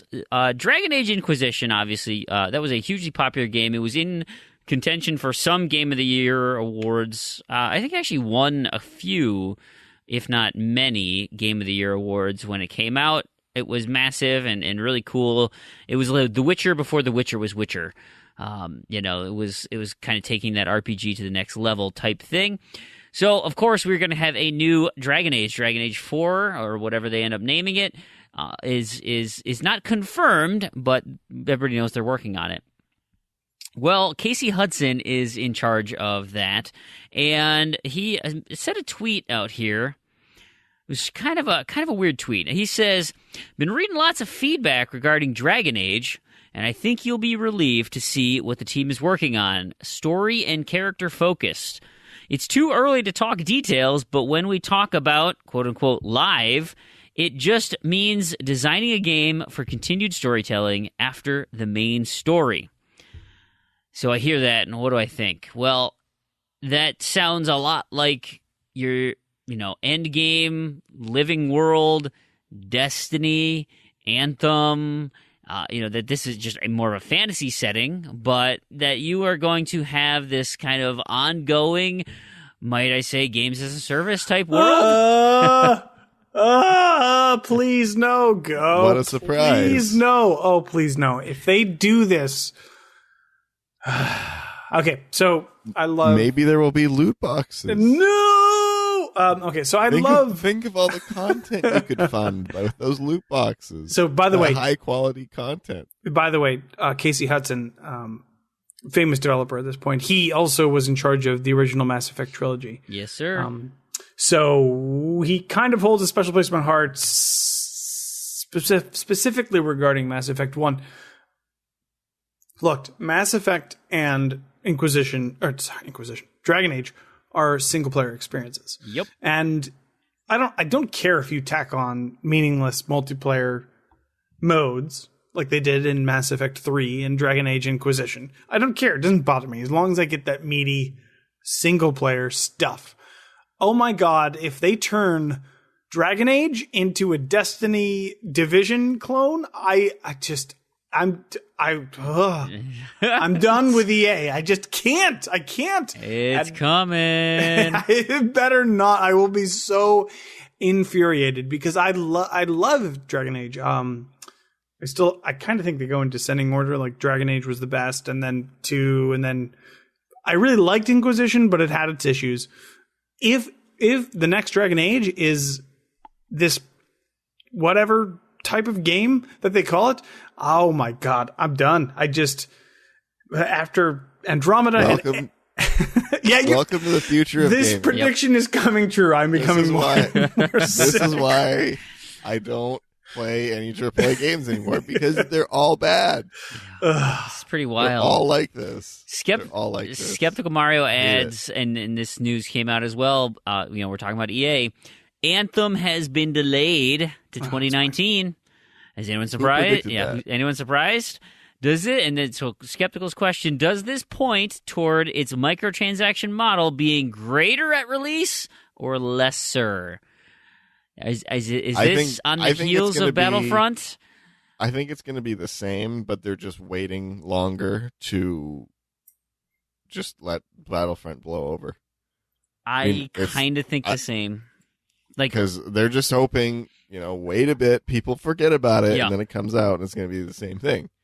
It's going to be the same as it was, or they're just making it more evil to get even more money. So.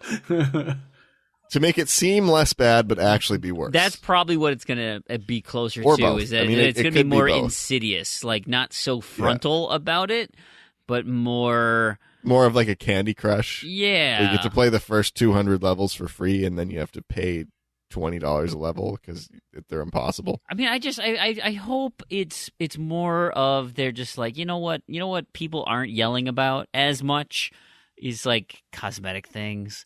Like, can we just make our little paladin, starship things? But those cosmetic things also give you an advantage. Like, they're like cosmetics, but they also give you an advantage. Like, oh, here, we got these really and they cool, only come, flaming gauntlets.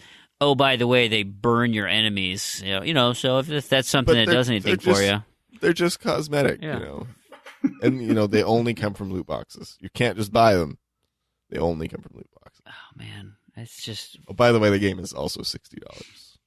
Just in case you... I hope... Okay. I will also, just to present the other side of the argument, I will say, let's take his... He says, too early to talk about details, but when we talk about live, it just means designing a game for continued storytelling after the main story. Now, that could mean something potentially more interesting if it was specifically single player focused, like basically just like DLC, except more of a, and I know this is very optimistic, but like not a big pack sort of thing, but more of an episodic sort of thing. Well, the other thing too is they had a multiplayer mode in Inquisition that was completely separate from the single player experience, and it was kind of your endless dungeon crawler. And, you partied up that way. And so maybe there'll be distinctly different games that they won't, you will have your single player story driven experience. And then those characters, when you're done, can move into a perpetual world of, right? It's a totally different experience. And you can import your characters and they go gallivanting across whatever the world is called, Kirigard, or what's the Dragon Age realm? I totally forgot. Dragonland. Oh God, I don't even know what the whole. I'm sure I would know it if I heard it, but Dragonland. No, it's not. I'm trying to think because the one city that you're stuck in for Dragon Age 2, like you actually never leave it. Pretty much, it starts with a K. Dragon City. Dragon City. That's the one. So I mean, that's possible. I think Thetis is the whole. Yeah, Thetis is the whole continent. Okay, so we'll see. We'll see what ends up happening there. EA is not done making news. Did they have an earnings call or something? Like, why is there so much EA news out here? But this one is right in my wheelhouse. Boy, you guys like esports, right? Man, they're popular. They're real great, right? So EA, especially when you yell incoherently, especially at E3. EA has also said, yes, esports are great. Let's really promote this. And so what they did is they decided to today they announced a deal with ESPN and Disney. And of course Disney XD, by far my favorite channel in the whole world. Bream screams. And they are going to be broadcasting esports, specifically with the Super Bowl coming up here, the Madden NFL 18 Club Championship Final. So you can watch the Madden Championship game on February 1st. Is this going to be in Minneapolis? Man, I should just go there in person and watch this. I don't need to just watch it on Disney XD. I mean, because then I can record all my Parker plays and those other great shows. Frame, you could be on Disney XD. XD. I could totally do that. I could. You need to get a custom shirt made that says Frame Screams. Yeah. Frame Screams. I'll get like a cool looking hat with the brim not folded, just nice and flat with the tag still on it. Also says Frame Screams. Frame Screams, kind of cocked to the side. I'll wear 2 different colored socks with some goofy looking loafers. Yeah, it'll be great. I'm excited for this. So I'll go there and I'll say like, these games are crazy, kids. What? Anyway. That's the greatest thing I've ever seen. Look at this. I'm going to do something wacky. Anyway. This has been Frame Screams, Sports Ball Edition. So really EA is going to be focused a lot on Madden, but I got to think that come this summer that they're absolutely going to be tying into the World Cup as well and be playing some FIFA out there, that you'll have FIFA tournaments and whatnot. And, what else could they do? EA is one of the pillars is its sports games. That's one of the biggest foundations that it has. And so, to continue to expand that brand and show people and grow the esports, is it going to get as big as Dota, League, and those types of games? Okay, probably not. But there certainly is a good following for Madden. People enjoy that. Will you guys give this a shot? Will you watch any? Let's start with esports. Do you guys watch any esports at all? Nope. No. Have you watched anything? I mean, I watched the Rocket League tournament. That was great. Oh yeah, I've watched a few Rocket League matches, but that's about it for me. And I've seen Brawl Out. I've seen a Brawl Out championship game. Oh, okay. I guess I should have Smash mentioned it again. Brothers? I've watched some Smash stuff. Yeah. Yeah. I guess maybe I've watched a little more than I thought of at first glance, but only when I see highlights. I don't watch like the whole matches or follow the competitors or anything like that. So I watched some of that big fighting game tournament one year. The Evo? There's a bunch of them, but Evo. is it Evo? Yeah, Evo. Yeah, Evo. I just, not check. I watched it for an hour or something while I was doing something else, but that's about it. The big thing here is that just sports doesn't do anything for me. But what they are doing, and this is kind of cool, I'll give them this, is that they're really doing something with it. Maybe they'll make a cool narrative thread to go through this, but they're having something they're calling the Ultimate League, and it'll be like the 16 best Madden players. And they'll have it's a one-on-one competition between all of them, and so it's going to be here's the quote: ESPN's first ever long-term multi-event competitive gaming agreement. It starts on February 2nd and runs for 2.5 months, where it'll show a series of essentially episodes following the players as they go and play games against each other, all culminating in a NFL championship series for the Madden Ultimate League. And so that's kind of cool, right? Ultimately that's what esports people are going to like about esports is now that especially with Overwatch leagues coming into play, and there's already some gamers, I've watched some Hearthstone, right? That really focuses on the individual gamer. There's teams doing Halo or doing Overwatch or whatever, CS:GO, team-based activities. what makes esports compelling, what makes most sports compelling, isn't necessarily the product on the field or on the screen. It's the human stories that make those events so much better, right? That you can empathize with somebody or idolize or, think, admirably about that.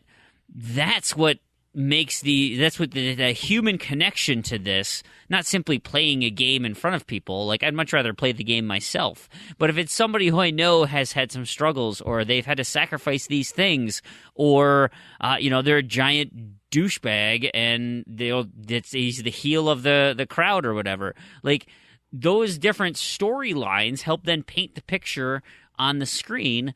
And if you have a deft hand or a producer or a director who can put those into a compelling narrative, then you can have some really cool reality TV. Granted, it's gonna be fake as hell, but it'll be interesting. At least it's like telling another story, and maybe there's something there. I'm the total opposite. The reason I like to watch fighting games, or if I was gonna watch esports, I'd watch fighting games. So I just want to watch people play the game. No nonsense. No, I just want to watch them play the game. That's fair. That's totally fair. Hey, we got some community questions here. Kilgore21 asks, so are you guys worried that the new Xbox career stats thing is going to totally mess up the way we look at achievements? Because the way that Mike Ybarra mentioned it at PAX gave me a little bit of a bad feeling, honestly. Or maybe I'm way off, and it'll help grow the community even more to those who don't play it much. Do you guys have any thoughts? So that's from Kilgore21 on Twitter.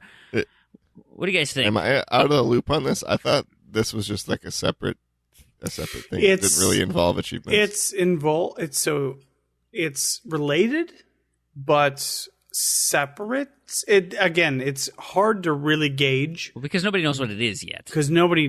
So it's what I imagine it is it's supplementary to achievements. So their original sort of goal was to say, oh, hey, if you play only Call of Duty, like you play a lot of Call of Duty, like you play as much Call of Duty as someone who, say, achievement hunts, you should also have that sort of prestige. And again, we're not really exactly sure how they're going to implement that. I don't think that would necessarily detract from achievements in any sort of way. I imagine that the people there at Microsoft are going to be very careful, because the achievement system has been pretty successful at enticing people. I imagine that it's going to be kind of a sort of thing where it's, again, related tangential to achievements, but slightly separate enough where maybe it won't affect us at all. Maybe it will slightly, but I imagine it'll be something a little bit different. Yeah, so we were playing Plants vs. Zombies last night, Garden Warfare, and trying to boost. And we had an individual come in who, was just messing everything up, right? Randos will do that. And so we were just kind of goofing around. And so we decided to take a look at this rando and see what their deal was. Because they were rank 183 in Plants vs. Zombies. That's a long time. That's playing a lot of PvZ. And so to level up that high. So clearly they've put a lot of hours into it, because they're still playing, actually, like trying to legitimately play, which is dumb. But, so be it. That's their thing. And we looked and, man, yep. So, remember how you had your, what was it called? Your like style, your gaming style? And they were underground, right? Like, yeah, I think there's like professional or whatever. There was like, professional, underground, and then there was like family and So this, it's not casual, but it was. I'll tell you what it is, because that's what I picked. It was So he was underground with a massive 9,200 gamer score. And it's like, well, clearly he's not an achievement hunter. He doesn't care about gamer score. He's got almost 10,000 in his 6 years of being on Xbox, because he spent all this time in Plants vs. Zombies and likely other games. Where, me, on the other hand, I'm a rec player. I decided to say recreational when I set up my account. And, I'm just at 200,000 gamer score. Yeah, no big. And it's like, yes, I'm an achievement hunter. That's my thing. I prefer to do that. There's others who have much higher gamer scores, and those are great as well. This person who clearly spends a lot of time in PvZ, like, I immediately dismiss them as just a dumb kid or whatever. Like, yeah, of course you can be the best in a game where only children play and the servers are dead and there's really nobody here. Like, that's awesome. Great. Do that. But what that does make me think about, though, is really the only thing that's going to be a challenge, I would imagine, is if you try to do both.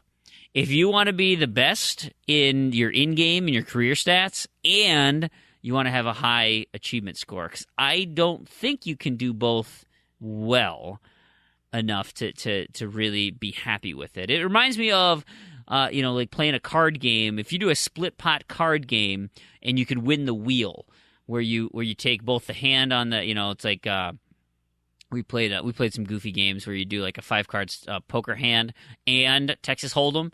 And so you would try to win both so you could take down the whole pot. But usually what that meant is you had a terrible hand in your hold hand, and then you would lose on the, up on the table as well when you try to do both, because you just can't. You spread yourself too thin.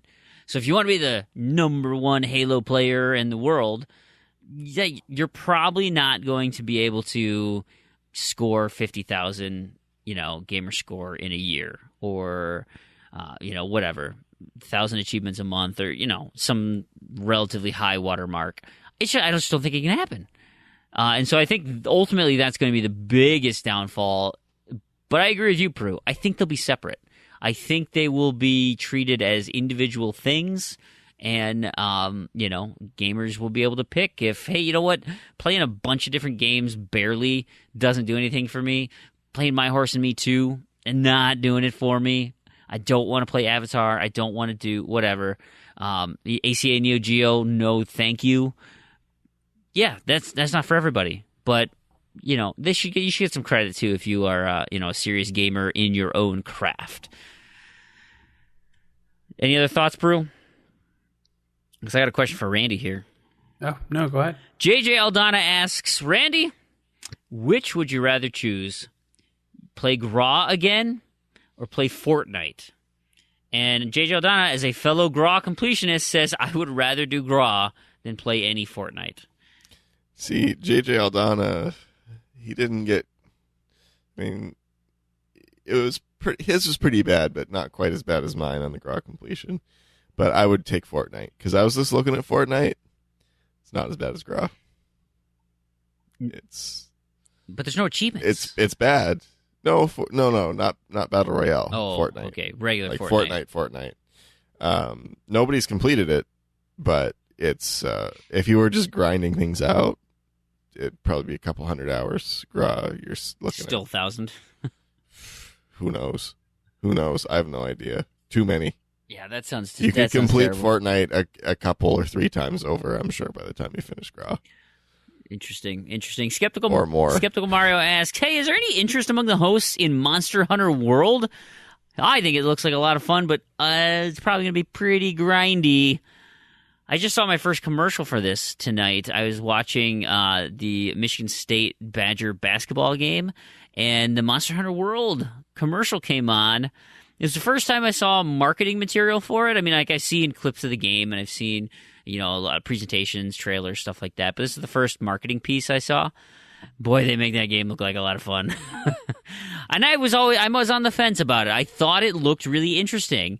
A game that I certainly would want to play, but also a game that I think would be a big time sink, like Skeptical said, and B, likely something that wouldn't give me the achievement payoff I want in an appreciable amount of time. Like one of these, like, oh, cool, I can play for 20 hours and get 4 achievements. Like, yeah, that's not. I don't know. So I'm still withholding judgment on that. Do you guys interested in Monster Hunter World at all?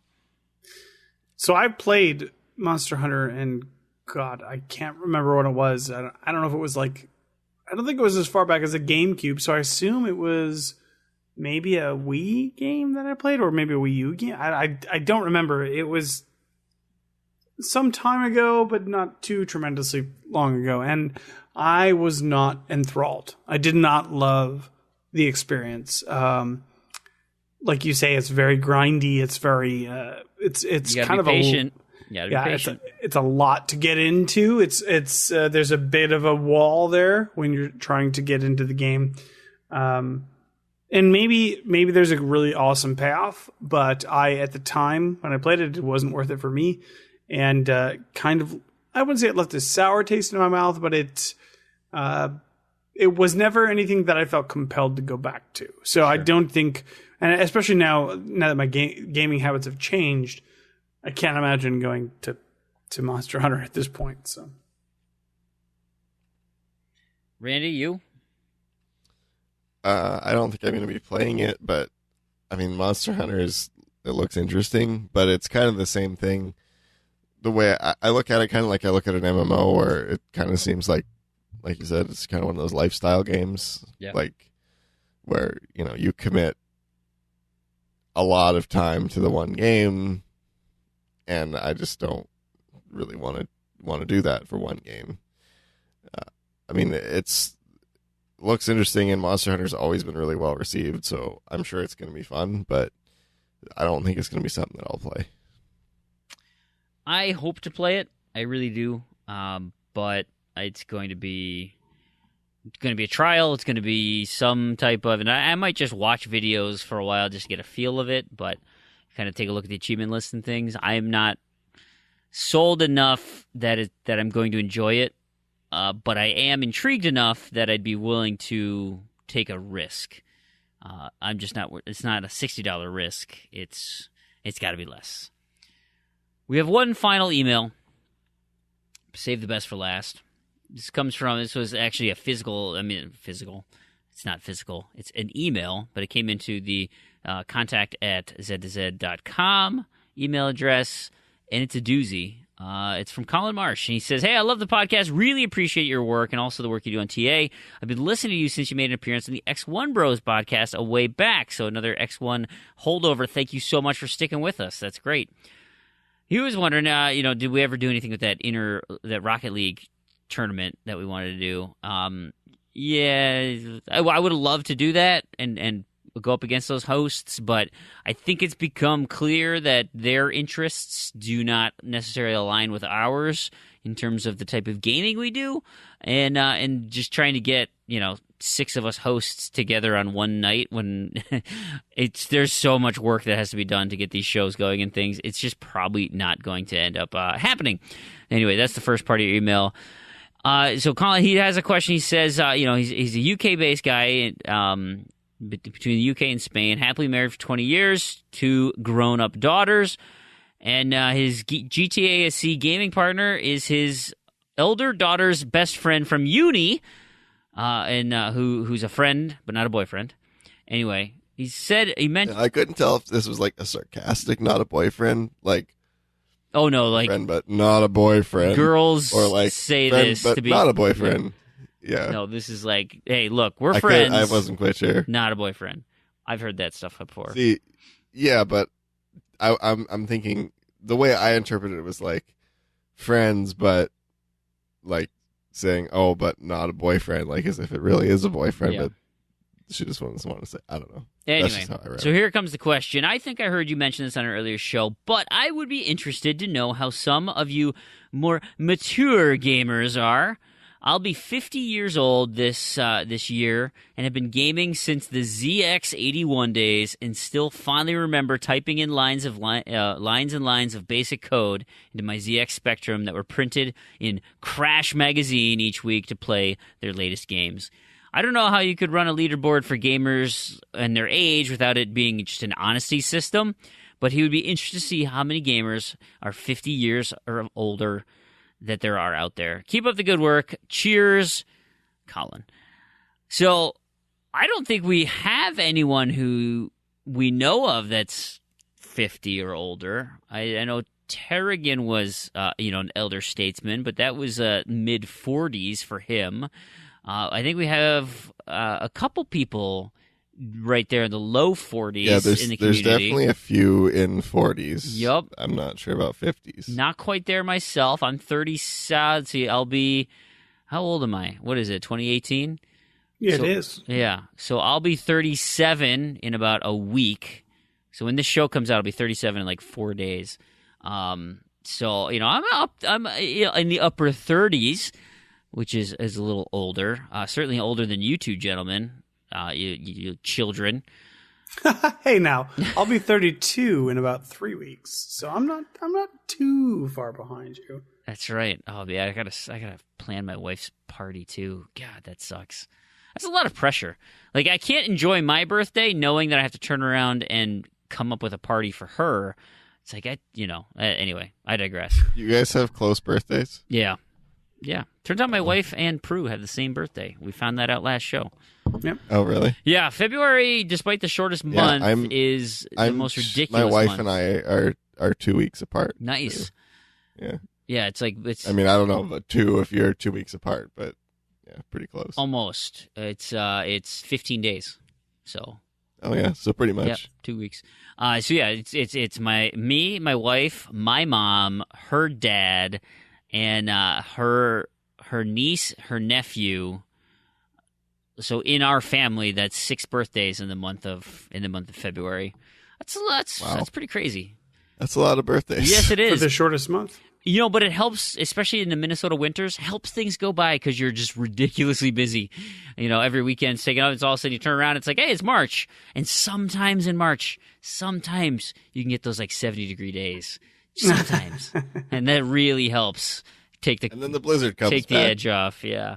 Oh, man, we got hit real hard last week. It was nasty. And, just dumped a ton of snow. We had a decent melt after that, but, like, coming home, I was driving through, I'm pretty sure I was driving through people's yards because I couldn't see where the road was anymore. It was great. It was super fun. But let's not lose sight of what we're talking about here because old people, yeah. No, that's what we talk about. We talk about the weather. This was a fantastic piece of feedback from a segment of our audience that doesn't get well represented sometimes. So I think it's a great chance to sort of cast light on that piece that isn't always the most vocal part of the community. Well, and that being said, right? Because we have a hugely active Discord group, and all the people who are in Discord chatting all the time are very vocal. Like we've got a really fun community right now. I love going in there. Jokes flying all over the place, and people having fun, posting fun stuff. Like I really like that. But you look at the numbers that are in there, and it's like, well, unless all of those people are downloading the show 7 times, that doesn't account for the rest of the audience. And I know there's so many other listeners of there who we thank you so much for taking your time and listening to these long-winded shows that we have. But you likely don't have an opportunity to sit at your work desk and mess around on Discord, or you're driving when you listen to the show and you can't come and visit and spend time in our Discord chat, and that's cool. That's totally cool. We thank you for especially like this instance where Colin takes the time to write a wonderful email that is very positive and something that's very much appreciated from our standpoint. And, I know there's plenty of people out there just like that. And so, Colin, to answer your question, I don't know how many older and more mature gamers we have. But, knowing in Discord, a lot of people are around my age. Upper 30s, mid to upper 30s. That is kind of probably where our demographic lies in terms of the community, the vocal community. And then we have there's certainly some people in there who are in their 20s and late 20s, and like Proulx and Randy, early 30s. Wait, Randy, you're your 30s, right? It's a mystery. Yeah, you'll never know. Okay, somewhere, yeah, you're 30 plus or minus 10. There you go. And Canada, anywhere between 20 and 40 years old. But so like, that's kind of how we skew, right? I don't know what our median age is as far as Discord, but I would like to think I tend to think that many of our listeners are not the same crew that can spend all the time on Discord, and so we probably do have a decent collection of older gamers who listen to this show. I just imagine, because I don't think my predilection to poop on Disney XD is garnering me any favor with the younger listeners. I just don't think it's happening. I think I'm too much old man yelling at clouds to really connect with the younger gamers. I have a hard enough time connecting with my son, and he's 9. I guess I could pull out more fart jokes. I don't know. That's usually a hit with the kids. What do you think? I think that's a hit with everybody. Should we go blue? I mean, just really take this? Probably not. I don't think that's going to happen. I think the other thing, too, is just the demographic that listens to podcasts in general. There is that. I would say pretty much nobody under 20 listens to podcasts. So, like, you're kind of starting out, at 20 and then up. Yeah. I mean, that's a very gross generalization, but just I don't think I've heard of anybody younger than 20 listening to podcasts. That's a good point, because I didn't get into it until well into my 30s before I even started listening. Yeah, me neither. Like, only... I mean, I have to listen to new... I want to say, like, when my friends were, like... I don't know. Like, anybody that I knew talked about podcasts, they had to be at least, like, 23. That's not that old. But... Yeah, but also, like, I mean, that's like the minimum age for a podcast demographic. Well, it's funny. I look at my listening habits, and like when I was, in high school. The radio, right? Oh, let's listen to the cool hip DJs at the time. Like, I want to shoot myself when the DJ comes on. I cannot stand listening to somebody talk, and so like I am constantly jumping from station to station just to listen to music. Especially now that I'm older and I have my kids in the car, like. I usually don't play podcasts with the kids in the car because I don't know when things are going to start swearing or they're going to, talk a little blue or something that it's like, you know what, we'll just listen to the radio. And I got so sick of listening to the same top 40 songs over and over and over that I was like, all right, I'm just getting a Spotify playlist. I'm just going to play it, through my car. I can curate a list that I know doesn't have any swearing. And now I can listen to the music that I want to do. And that was typically what I did growing up, is I'd listen to punk music all the time. So now that I go back and I have my Spotify list is like literally 90s alternative rock and punk. Like I'm listening to Smashing Pumpkins and the Toadies and Everclear and whatever. Like this is like classic alternative rock. And but I would so much rather listen to compelling stories or somebody entertaining me with their voice that's not melodic and that it's, they have funny anecdotes or an interesting tale or that's informative. Like I get so much more out of that. And I used to listen to sports talk radio for a while, and it's like you just hear the same crap over and over. And God, I could not stand. Yeah, the sports guys really needed to sport harder, get that sports ball down the end of the sports goal. I mean, in Minneapolis is a football town, right? We love our Vikings, and man, the radio is literally, and there's that word literally. There's people in Discord who are freaking out right now about using the word literally. But you cannot listen to the radio on Mondays after a Vikings loss. You would have thought that the Vikings went to everyone's house and pooped in their cereal bowls and like just ruined their entire week. And it's like everyone's calling up, I can't believe, head coach did this and the sports ball did this and and it's like, I'm glad you're passionate about it. That's great. That's wonderful. You should be passionate about something you like. But so passionate that you need to call and complain to the radio in a public forum, right? Yeah, you're actually calling the radio. Great, have some fun. Yeah, everyone wants to hear you because you've got this super hot take, some crap on a stick sitting on their couch. Like, oh, yeah, we definitely want to hear what you have to say because, you know, you're in the locker room with the guys or you know some real key information. Like, your take is stale and flat and garbage, and you're calling from your cell phone, like, you know, hey, you're on the air. What can you? And it's like, nobody wants to hear that garbage audio. And you know, hey, shut up! I'm on the radio. Yeah, no, sir, turn down your radio. We can hear the echo in the back. Like it's constantly garbage like that. I cannot stand the thing that I that wonder, nonsense. Because like I know, like with the technology of today, mostly Skype, where you can like call a phone number or have a phone number call you. Why are we still like holding the microphone up to a phone for the radio? I mean, I know that's not how they do it, but it sure sounds like it. It sure sounds like it. Because if you call someone on their cell phone from Skype, it sounds pretty good. It does. Not I mean, too bad. you know, it's still a cell phone, but it sounds much better than that, than radio cell phone people. Yeah.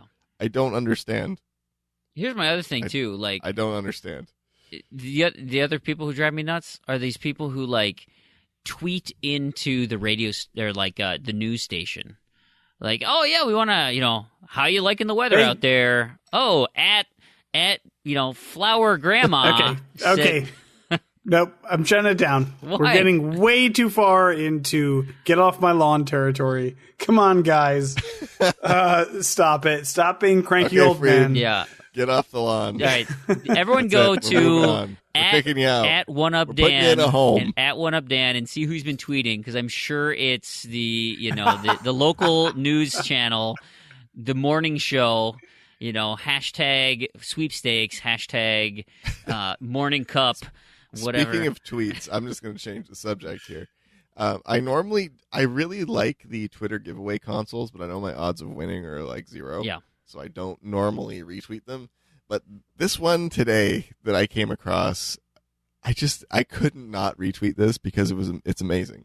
Xbox Canada has, now Canadians, if there are any of you listening, will probably appreciate this. They have a custom Xbox One console that is I don't know if you guys have ever seen, like in hockey, they have those boards where you like draw out plays. I don't know if that's what it's called, but that's what I'm going to call it. Like a whiteboard?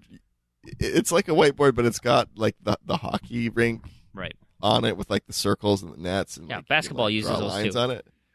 I think sports ball does as well.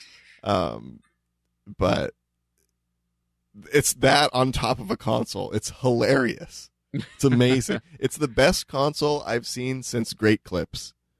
Great Clips is my favorite Xbox One console ever. It doesn't make it. It's so weird. That is weird. Why did and all it was just like it was like a black console with Great Clips in their goofy 90s font on the front of the disc tray. That is bizarre. I don't know why they do that. Super. I really wanted to win that one because it's like it was so weird. That's funny. Of all those consoles, so this one is up there, and I would be very, very excited if I were to win one of the 2 custom hockey themed Xbox One consoles. Probably not going to happen, but yeah, I'll give it a shot, and it's hilarious. So if you want to see it, check out my Twitter. Hey Randy, do we have any knobs and discos? Is there anything that we should key into the community about? We did, and then it got fixed within the same week. Oh, that's fun. So, there is actually one. The Beam Me Up achievement in Minecraft. That sounds an awful lot like a Star Trek reference. It does. They got to call Carrington. Nice. In the new Xbox One Minecraft. Better together. Yes. Mm-hmm. The one that's just called Minecraft. Right. Yeah. So that was fixed, and that's all. Cool. Good. I do have one piece. It was a good week of zombie news. Miserly Pluto sent this over. It's a video on YouTube for a game called Contagion VR Outbreak, and it's for the Vive right now. But it's a VR experience. It's essentially a survival zombie game. You start in this house. Things are just kind of a little weird, and it starts to escalate. and then it turns into a full-on zombie. You have to escape this quarantined building. And so while we were waiting here for Randy, Proulx got to listen to me. I'm like, hey, Proulx, yeah, I'm just watching this gameplay here. I'm literally just watching a YouTube video, and I jump scared. Literally, yeah, literally this happened. Proulx got to hear me scream like a little girl when this zombie burst through the door and grabbed the dude's hand. It had me going. I'm not sure. Did you have your recording going I didn't. when this happened? No, we didn't get it on. Yeah, there's a breaking conversation. All of a sudden, Freeman goes, "Blah!" I'm like, what happened? It was nuts. I don't know how. Like, these are the types of VR experiences I totally want, but I'm not sure. Like, I would just soil my drawers. I think this would be embarrassing because I would just be terrified of stuff like this. But this looks so fun. This is exactly the type of first-person gameplay I want in this immersive way. Having to pull open drawers and look through things, and I'm actually using the Vive touch sensors and messing with things. And the zombies are slow moving, which you need to, because the dude's looking down at his belt and he's got to hold his hand on top of something to grab his gun and pull his gun out. But the headshots look super clean. And he just ran out of ammo in this video here, and he threw the shotgun at the guy, and the zombies are starting to pour into this room. I mean, it's I'm feeling claustrophobic for him. It's wild. I'm curious to see how this thing plays out here. But so thanks, Meiserly, for that piece of zombie news there. I think that's about it for the show, guys. I don't know if there's anything else we need to touch on. I had a lot of fun recording. It was a good show. Randy, I hope you feel better. I hope your wife feels better and everybody makes it out okay. And all you listeners, I hope nobody gets sick out there. Try to dodge whatever illnesses are floating around. I saw a thing on the news the flu is running rampant in the United States right now, and so it's brutal. A bunch of people in my office are all sick too. Which that's why I think it's in their best interest to send you home. Work from home. Don't get anyone sick. I agree. What's wrong with you? I agree. But anyway, Proulx, try to survive. You can do it. And if you, a listener, have an opportunity, we'd love if you could just take a moment or rate us on iTunes, wherever you listen to this. The ratings, reviews help us get spread the word. The other way to help spread the word is just telling friends, telling people, hey, here's a fun podcast. These guys enjoy achievement hunting, but they also yell at Disney XD and, shake their fist at clouds and say, get off my lawn. Or you can just participate in our contests. Go to z2z.com. That's where our show is. You can go to forum.z2z.com and participate in our contests, all sorts of contests. I'll talk about the February contests coming up. And I know that for a fact because I already recorded the segment. But it's going to occur after this. Ooh, little how the sausage is made there. And I would have to say you should come and visit us in Discord. If you want to chat with the community and get involved in our boosting sessions, get involved in all of the that we post, right? That's what the kids say. You can come over to... No, I'm going to cut that out of the podcast. Discord. You're not allowed to say that. .io/Z2Z. That's where it's at. Proulx, where can people find you if they're interested in connecting? You got to unmute, Proulx. Sorry, my actually headset got disconnected. It was Barkamedes, wasn't it? It was actually the cat. But, cat. What was the cat's name again? That's Science. Yep. My kids love it when I for whatever reason I just yell Science. That's a good one. Yeah, they totally appreciate that when I'm trying to teach them things. It's good. So, where can I find you, Proulx? You can find me on Twitter at OneUpDan. That is the number one, not the word. And we can talk about, why... tweeting Good Morning America or something. Yep. Yeah. Yep. At OneUpDan tweeted picture of podcast man waving cane at clouds. Exactly. It's his snuggle pictures of him and Barkamedes and Science.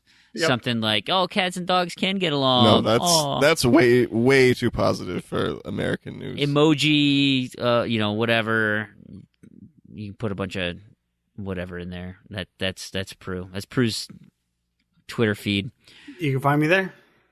Do it. Randy, what about you? You can find me on Twitter at Randy2727 or on True Achievements, Crandy. And Crandy, your gamer tag's coming up next month. Are you gonna get in on that? So I hear. Yeah. Probably not. No, not your thing. Should be an easy one. It's only though. 6 letters. It's only 6 letters. Yeah. Those are pretty common. You can find me, Freamhole. It's FREAMWHOLE. That's my Twitter handle. That's my gamer tag. You can find me on True Achievements. You should take some time in True Achievements in February. Listen to the contest segment. There's some stuff coming up. Anyway, it'll be good. Good stuff. And so that's where you can find me. All sorts of fun things happening in the community. I cannot wait for my new random to-do list. I curated the heck out of my list, guys. I'm really pumped about it. I'm hoping it treats me well.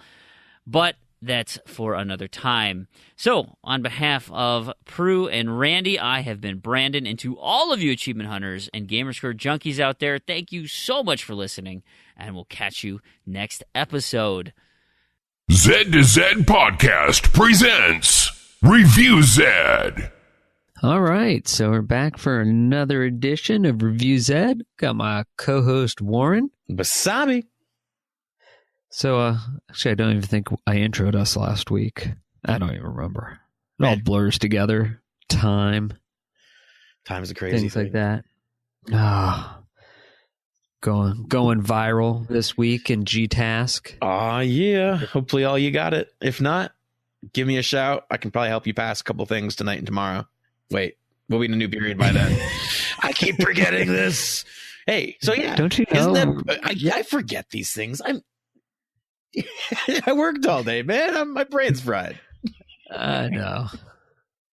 We're talking in the future and during the past. We're talking in the past for the future. Our future selves will have completed a bonus, hopefully.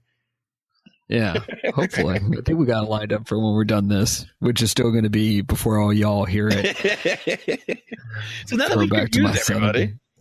Yeah, so we are playing this week, or have played this week. Those who follow us on TA, we are playing Flying Tigers, Shadows over China. This is published and developed by Ace Maddock, I guess, yeah.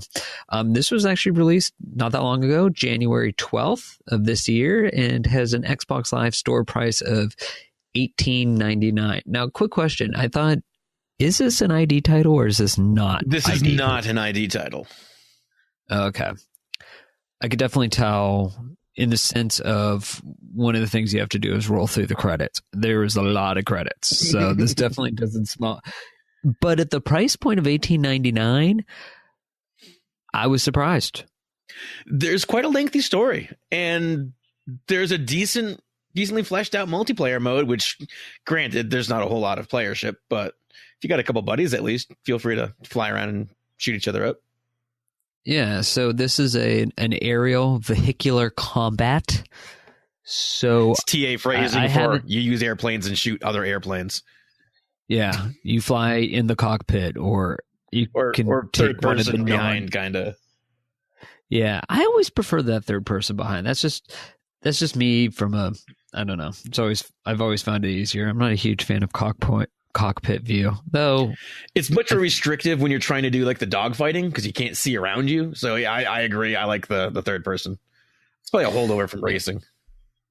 Yeah. So from a story, this takes place. Well, here, how about I let you, because you seem to know more historically. Oh, I wouldn't say that. I did actually take the time to read all the screens. Basically, what it is you're a United States airman who's a volunteer with the Chinese Air Force, Chinese military, helping them over the course of World War II defend against Japan. So basically, you're flying World War II era planes and dogfighting over China airspace, correct? China and possibly others. I see. That's where I'm a little shaky. I'm not exactly sure. We spent a lot of time in a place called Mingaladon. Yeah, it's definitely not a U.S. based area, but I guess so.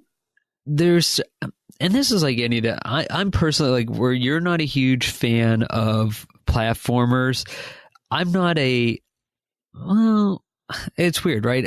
I don't pick these games up normally. I've never been. If I never played a vehicular combat game again, I don't think I would die incomplete. It's not a genre that I'm rushing out to get. However, I've played them enough to where this seems to have everything that you're really looking for, especially at, like, this is where I said that $18.99 price. I mean, it's not the most overly done, but then again, I'm not paying $60 for this title. It's, for $20 vehicular thing, it does it well. The graphics aren't breathtaking, but they're not bad. The controls are good. They're solid. There's arcade style. There's there's enough options and variety in there that you definitely go, hey, this is a fairly, decently put together game. Just, I mean, not my personal cup of tea for the genre, but as the genre goes, it didn't seem bad. But I guess I'm not the best judge of that. So I'll give it to you because I know you play these a lot more. Yeah, as far as flight sims go, I'd say this is pretty comparable to what you'd expect from a regular retail release. It kind of plays somewhat similar to a Crimson Skies kind of game in the sense of like the control scheme and the planes you're given.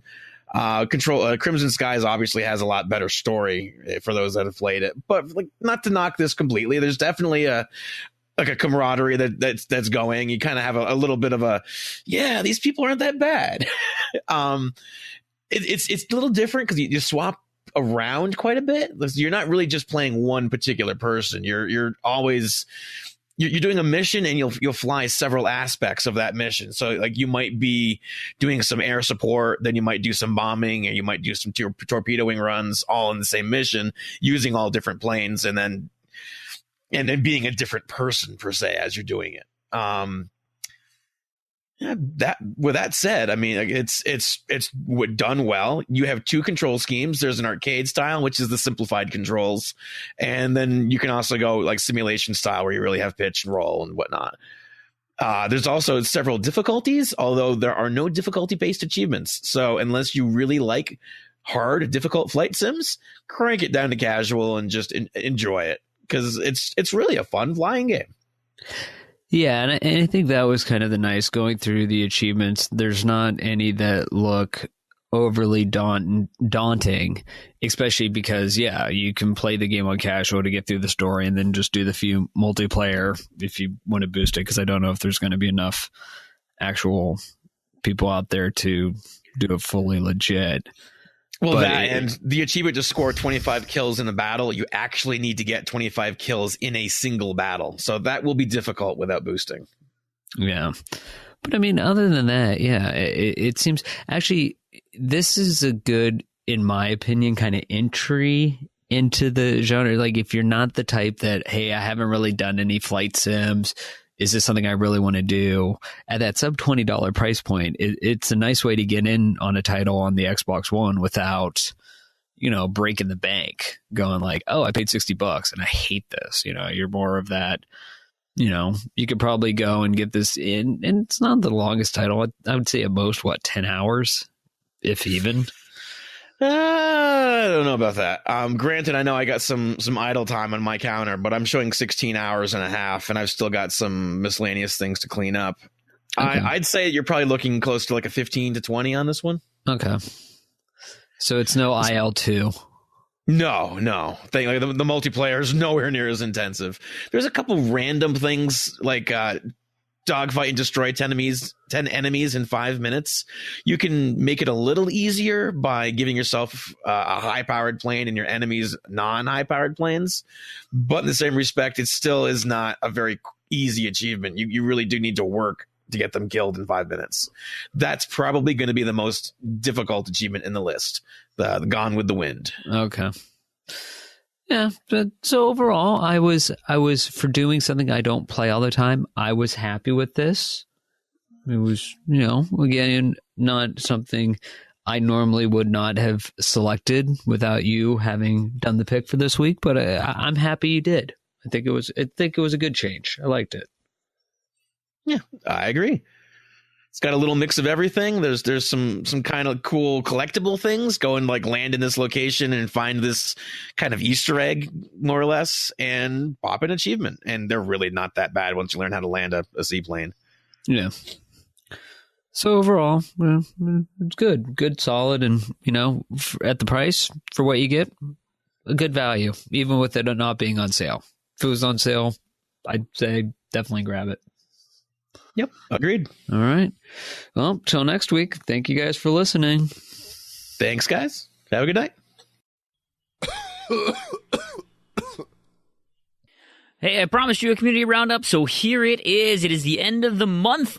January is now officially over, and we are moving into February. And it's a short month, but man, it's got a lot of fun stuff in it, like my birthday. But I digress. Let's start with our contests. Of course, we have the GTASC, the Great True Achievement Score Challenge 2018. I want to remind everybody, if you guys want your teams tracked, I do my best, to follow my friend list. But if I miss you or I overlook, it's just I'm sorry. I just didn't know. So let me know that you are interested in being a part of the show here.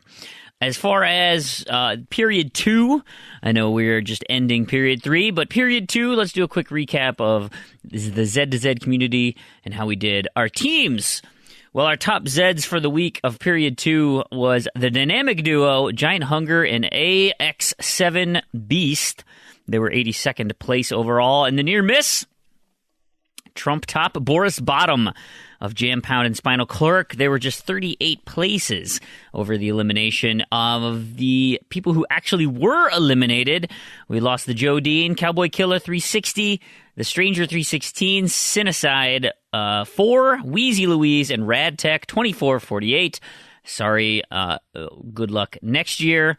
I think most of those people got paired up with a random that did not help them, but I know there were some that, it just didn't work out. As far as the individual side, well, our top Zed of the week was Kilgore21. Nice work, 24th place overall. And our near miss, well, Spinal Clerk, his team was eliminated, but he survived 41 places over elimination. We did lose 4 people, though. Irish Goliath X, Wheezy Louise, Michael Used, and Rad Tech 2448. They were all eliminated in period 2.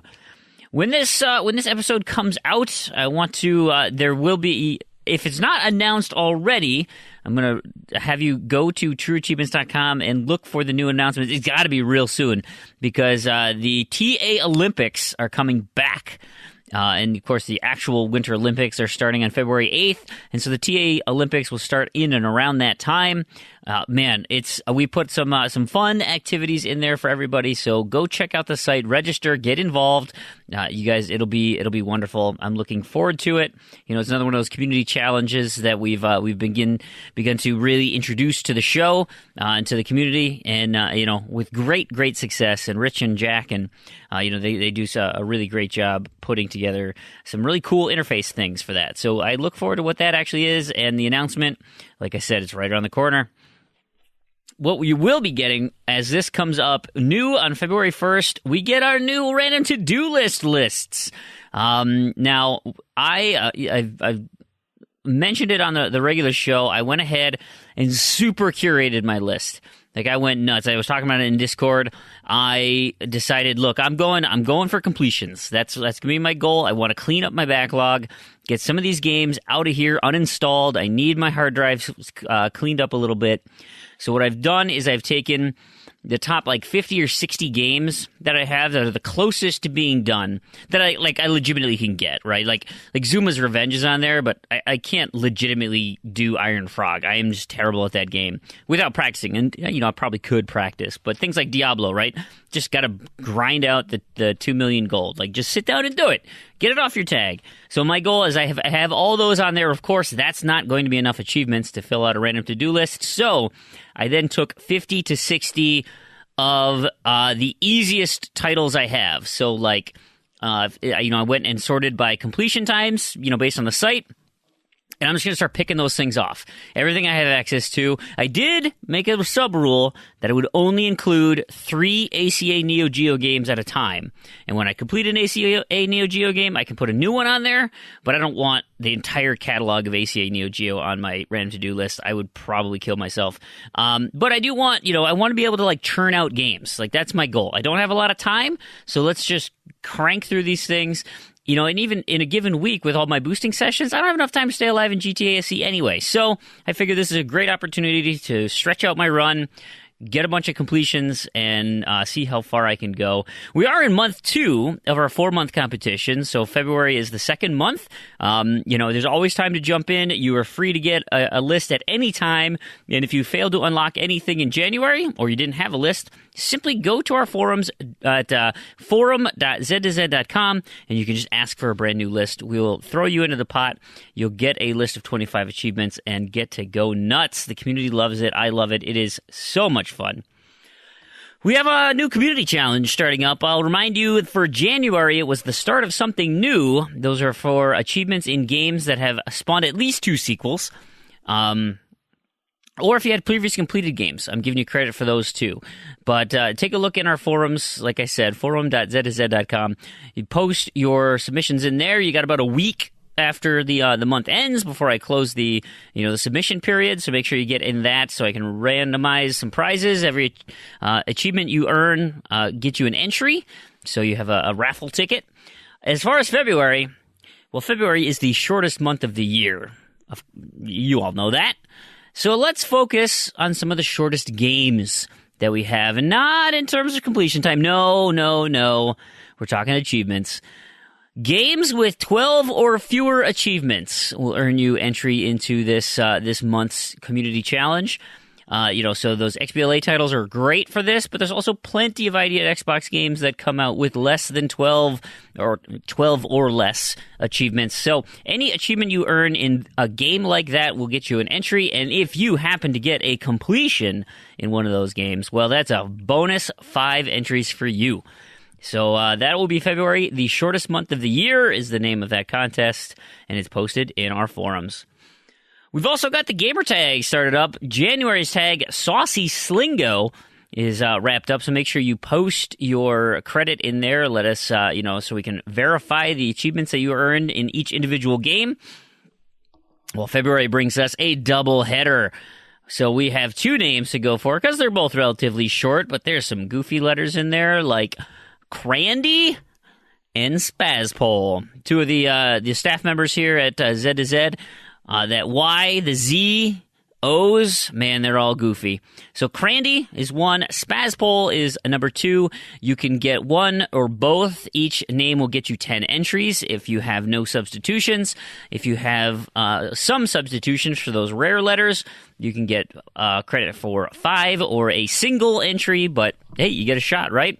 So make sure you work on those, chip those away. Find a Z this month. That would be great. And I mentioned it in the regular show, but I'll remind you here as well, the game of the month that Matriarch willed into existence is ongoing. Well, there's no prizes for this. It's not really a contest, but it is a community event. So January we had Agents of Mayhem. We're still doing the Saturday, Sunday contracts. Actually, to be honest, we're doing contracts every day. But as people start to complete those, there will be openings for others to get involved. So, if you are still working on the connected contracts, right, there should be 15 of those. There's going to remain a chat in the Discord that you can communicate with people, see how close everybody's getting. Everything resets at 1 a.m., so it means a terrible time for my sleep. But waking up in the morning, jumping on a contract, and then coming home at night and polishing those things off in the evening. There's plenty of things to do to work on those, but we do have to work as a team. And Chin Doctor is going to be done soon, so he'll stop carrying us. So make sure we work on those. But Saturday and Sunday will be the big focus when I can actually help more significantly. The rest of the days of the week I can't do as much, but I'll chip away and do some things. Like last night I stayed up till 1 a.m. helping out, and we got some knocked out. So we're looking for those in Agents of Mayhem from a community standpoint.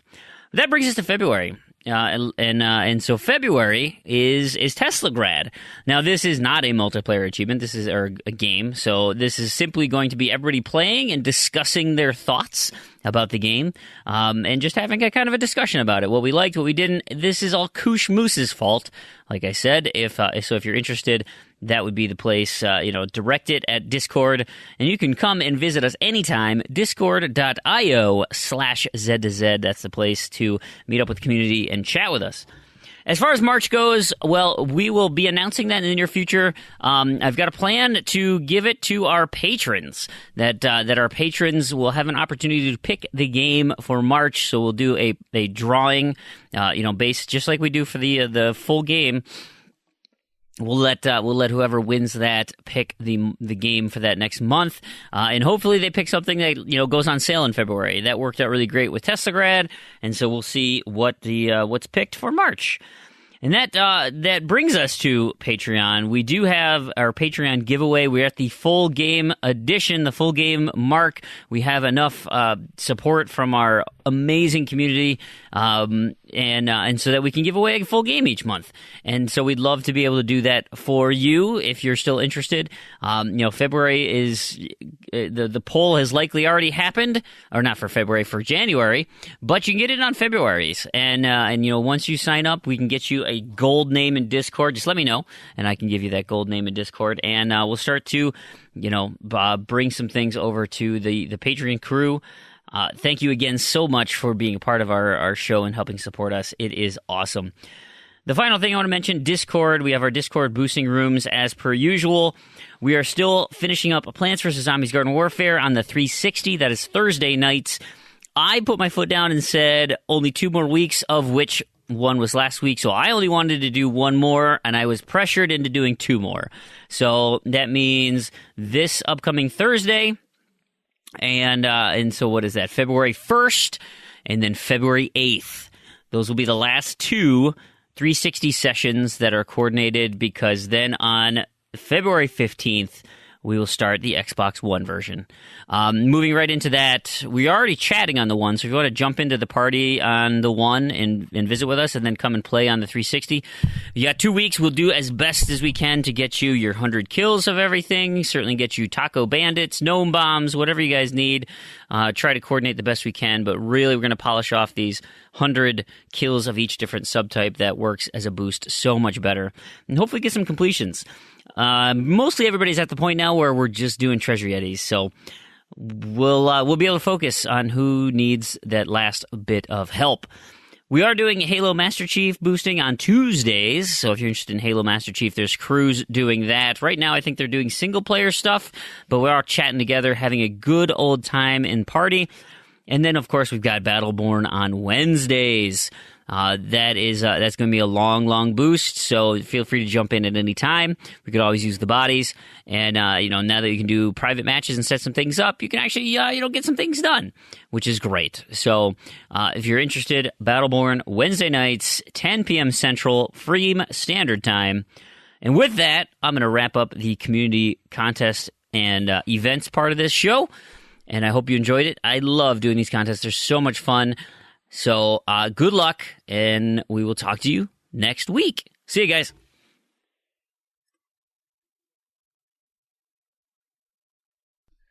It's time for RTDL Update. America! Whoa. What are you doing? We haven't even started the segment yet. Oh, I'm sorry. I just know a lot of people felt cheated last week that I didn't give them a very long RTDL update, so this time I thought I'd overcompensate. Last week I gave a little too much Elbert, I think. Yeah, we came under fire for not talking enough about RTDL last week. It was Elbertgate. It was a thing. Well, I mean, to be frank, nobody really wants to hear about what you played last week. Is this based on the notion that I only play games containing half-naked oily men? Which in essence are even more pretend versions of pretend fighting? Well, yeah, that's that too, but I have talked to a few people that you play with, including the president of the Flat Earthers Christian Evangelical Society. English begins with E too. Oh, yeah, that's feces. Remember, we did that joke already. Oh, yeah. Well, I've also been informed that the only other type of games you play are like 4-player co-op games where the other 3 players do all the heavy lifting. Matriarch in particular has been complaining of a hernia for several years. And Proulx told me that you often either go ahead of the pack and run off to die and have to be revived more often, much to the detriment of the team. Oh, please. Proulx is about 80 pounds soaking wet. He probably gets a hernia picking up the controller every night. Proulx also says you often go idle and then you either fall asleep or come back several minutes later having made a sandwich? Well, I can't argue with that. My love of sandwiches is undeniable. But when you come back with said sandwich, does it sound like, I don't know, this? No, that sound would mean I'm eating something healthy, such as a vegetable. Well, it more or less sounds like you're the vegetable in this equation. Moving on. But I'm excited for our February game of the month, Teslagrad. This works out perfectly because when this episode airs, it will be January 31st, and our new lists will be coming out. Yeah. You can't spell Teslagrad without RTDL. Oh, wow. Oh, yeah, that's true. Wow. I hadn't thought of it that way. Well, I mean, anyway, so I guess to wrap things up, I guess I learned my lesson. I won't talk about Elbert anymore. I won't wonder, like what type of gun it is that he uses and how he can afford that laser scope that he has on it, or why such weaponry is readily available for a prepubescent boy to be running around the forest with.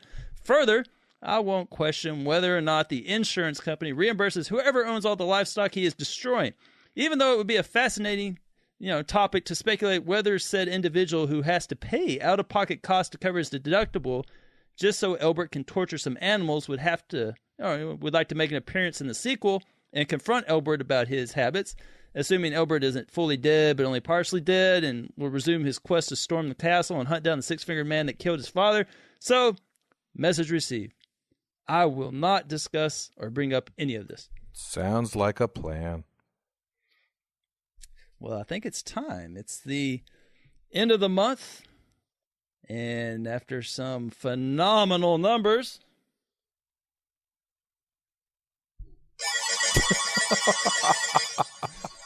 Is that the right sound effect? That was like a jackpot? Yeah, there you go. All right. So, after some phenomenal numbers, it's time to recognize the best of the best.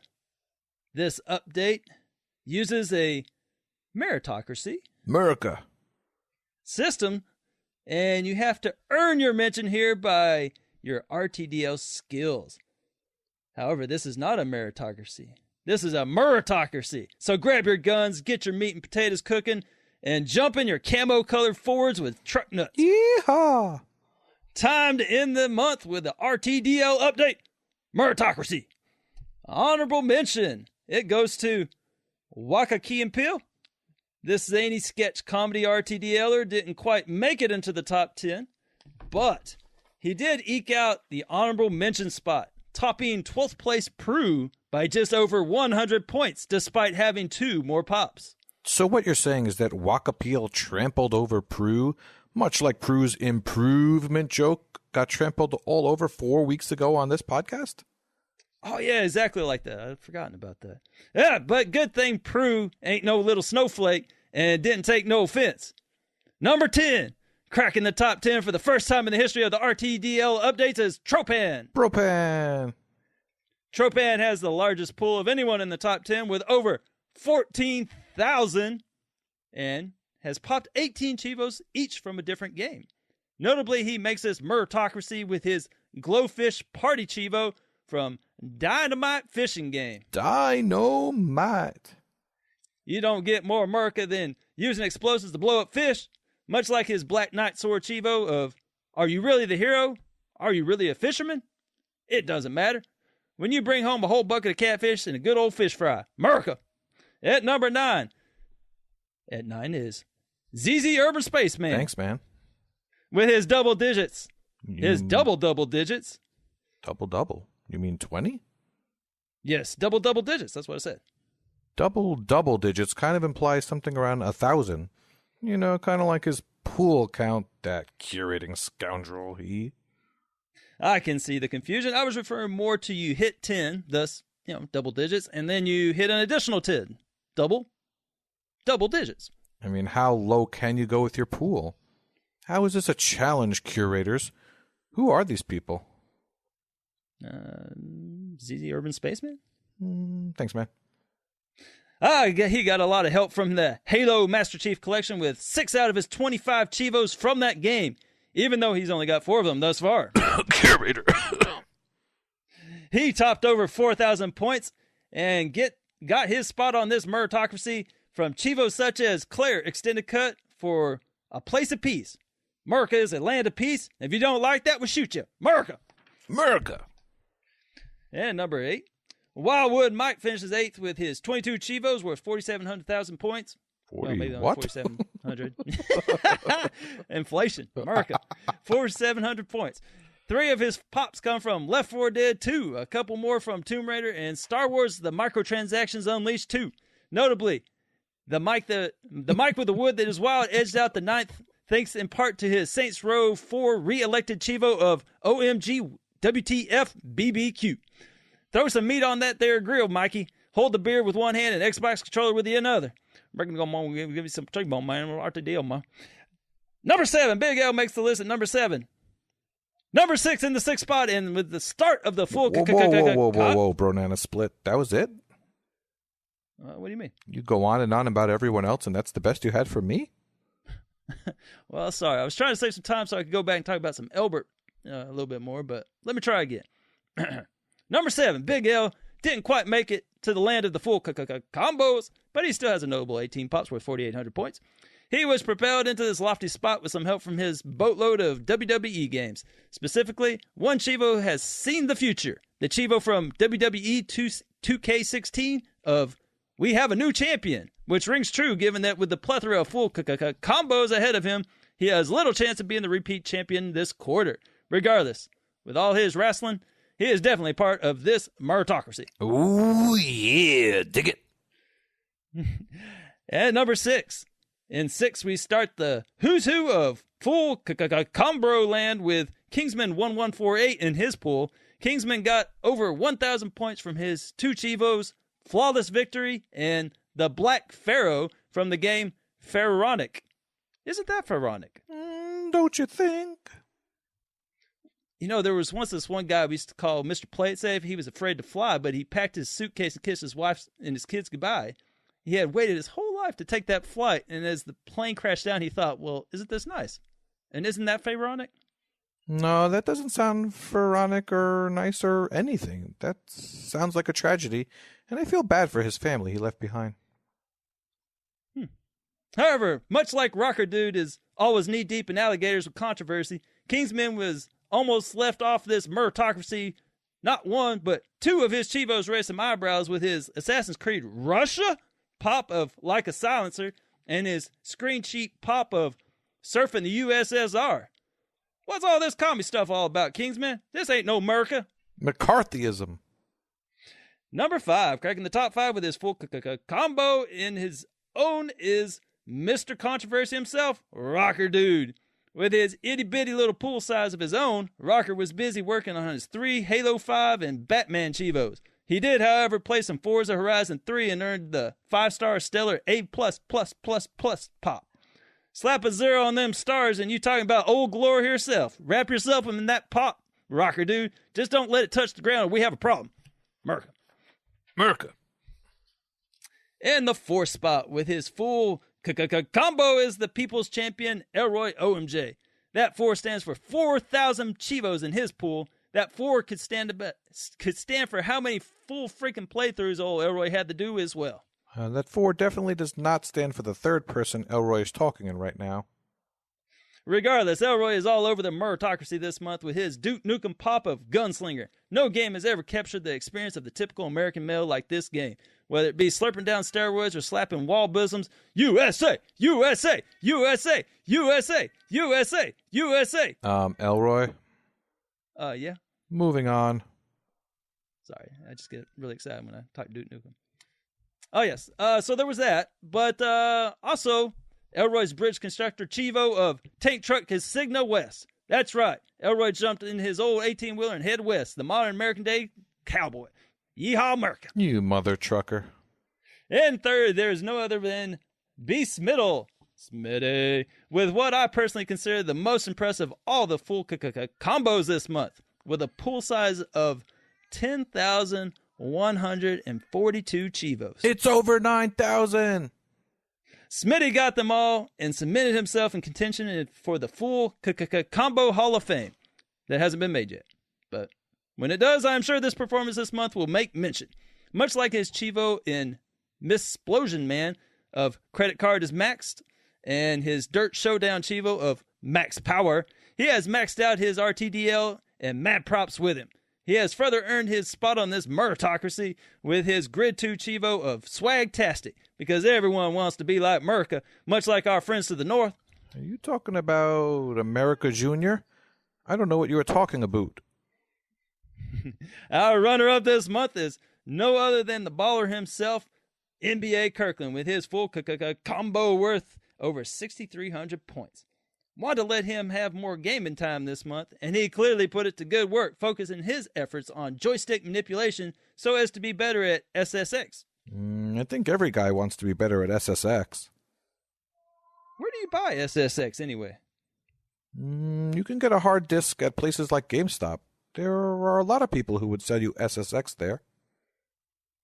Can I buy a variety of SSX at GameStop? I haven't been there since the protest, but I wouldn't mind having an Xbox One and an Xbox 360 copy so I could pop all night. Well, I wouldn't buy SSX on the street or anything like that. It might give your Xbox the red ring of death, or worse. Can I get SSX online? There is quite a market out there for online SSX. You just pay your money, download it, and you get some nice cheap SSX. Sweet. I look forward to getting some more SSX soon. And NBA Kirkland got 2 pops from that. Yeah. Anyhow, in America, we love winter, so with that in mind, NBA Kirkland ends up finishing much like his Slime Rancher Chivo of best of the worst, because after all, second place is first place loser, bringing us to number 1, Kahuna, who edges out NBA Kirkland with just over 100 points. Even though the critics may say, sure, his pool was only half of Elroy's or a fifth of B. Smittle's, and that the amount of randomness on his random to-do list is questionable at best, given that he has 4 Master Chief Collection, 2 Rare Replay, 2 Doom, 2 Star Wars Force Unleashed, and 2 Homefront Revolution Chivos on his list, i.e. half his list was literally from 5 games. So, even though all this, his full combo may eke its way into the uncreated full combo Hall of Fame due to the fact that he did it in a week. So, that's to be worth something. Not sure what, but boy howdy, that is a brisk pace. So, to borrow from a few of his Chivos this month that apply, much like his Sleeping Dog Chivo, he is pure gold. Or like his Gears of War Judgment Day Chivo, he is a dominator. Or like his Assassin's Creed Brotherhood Chivo, he was a one-man wrecking crew. Or like his What the L Chivo, he was a dirty freaking curator. L, you do know we can see that your pool size is down to about, well, just right at 1,000 achievements now, right? Well, and I do believe that, didn't you say last week that all people who curate should, in your words, die? Oh, no, actually my sound had cut out for a second. Yeah, that's it. I said they should diet. That's what I meant. You know what? Screw it. I did curate this month. If you can't beat them, join them.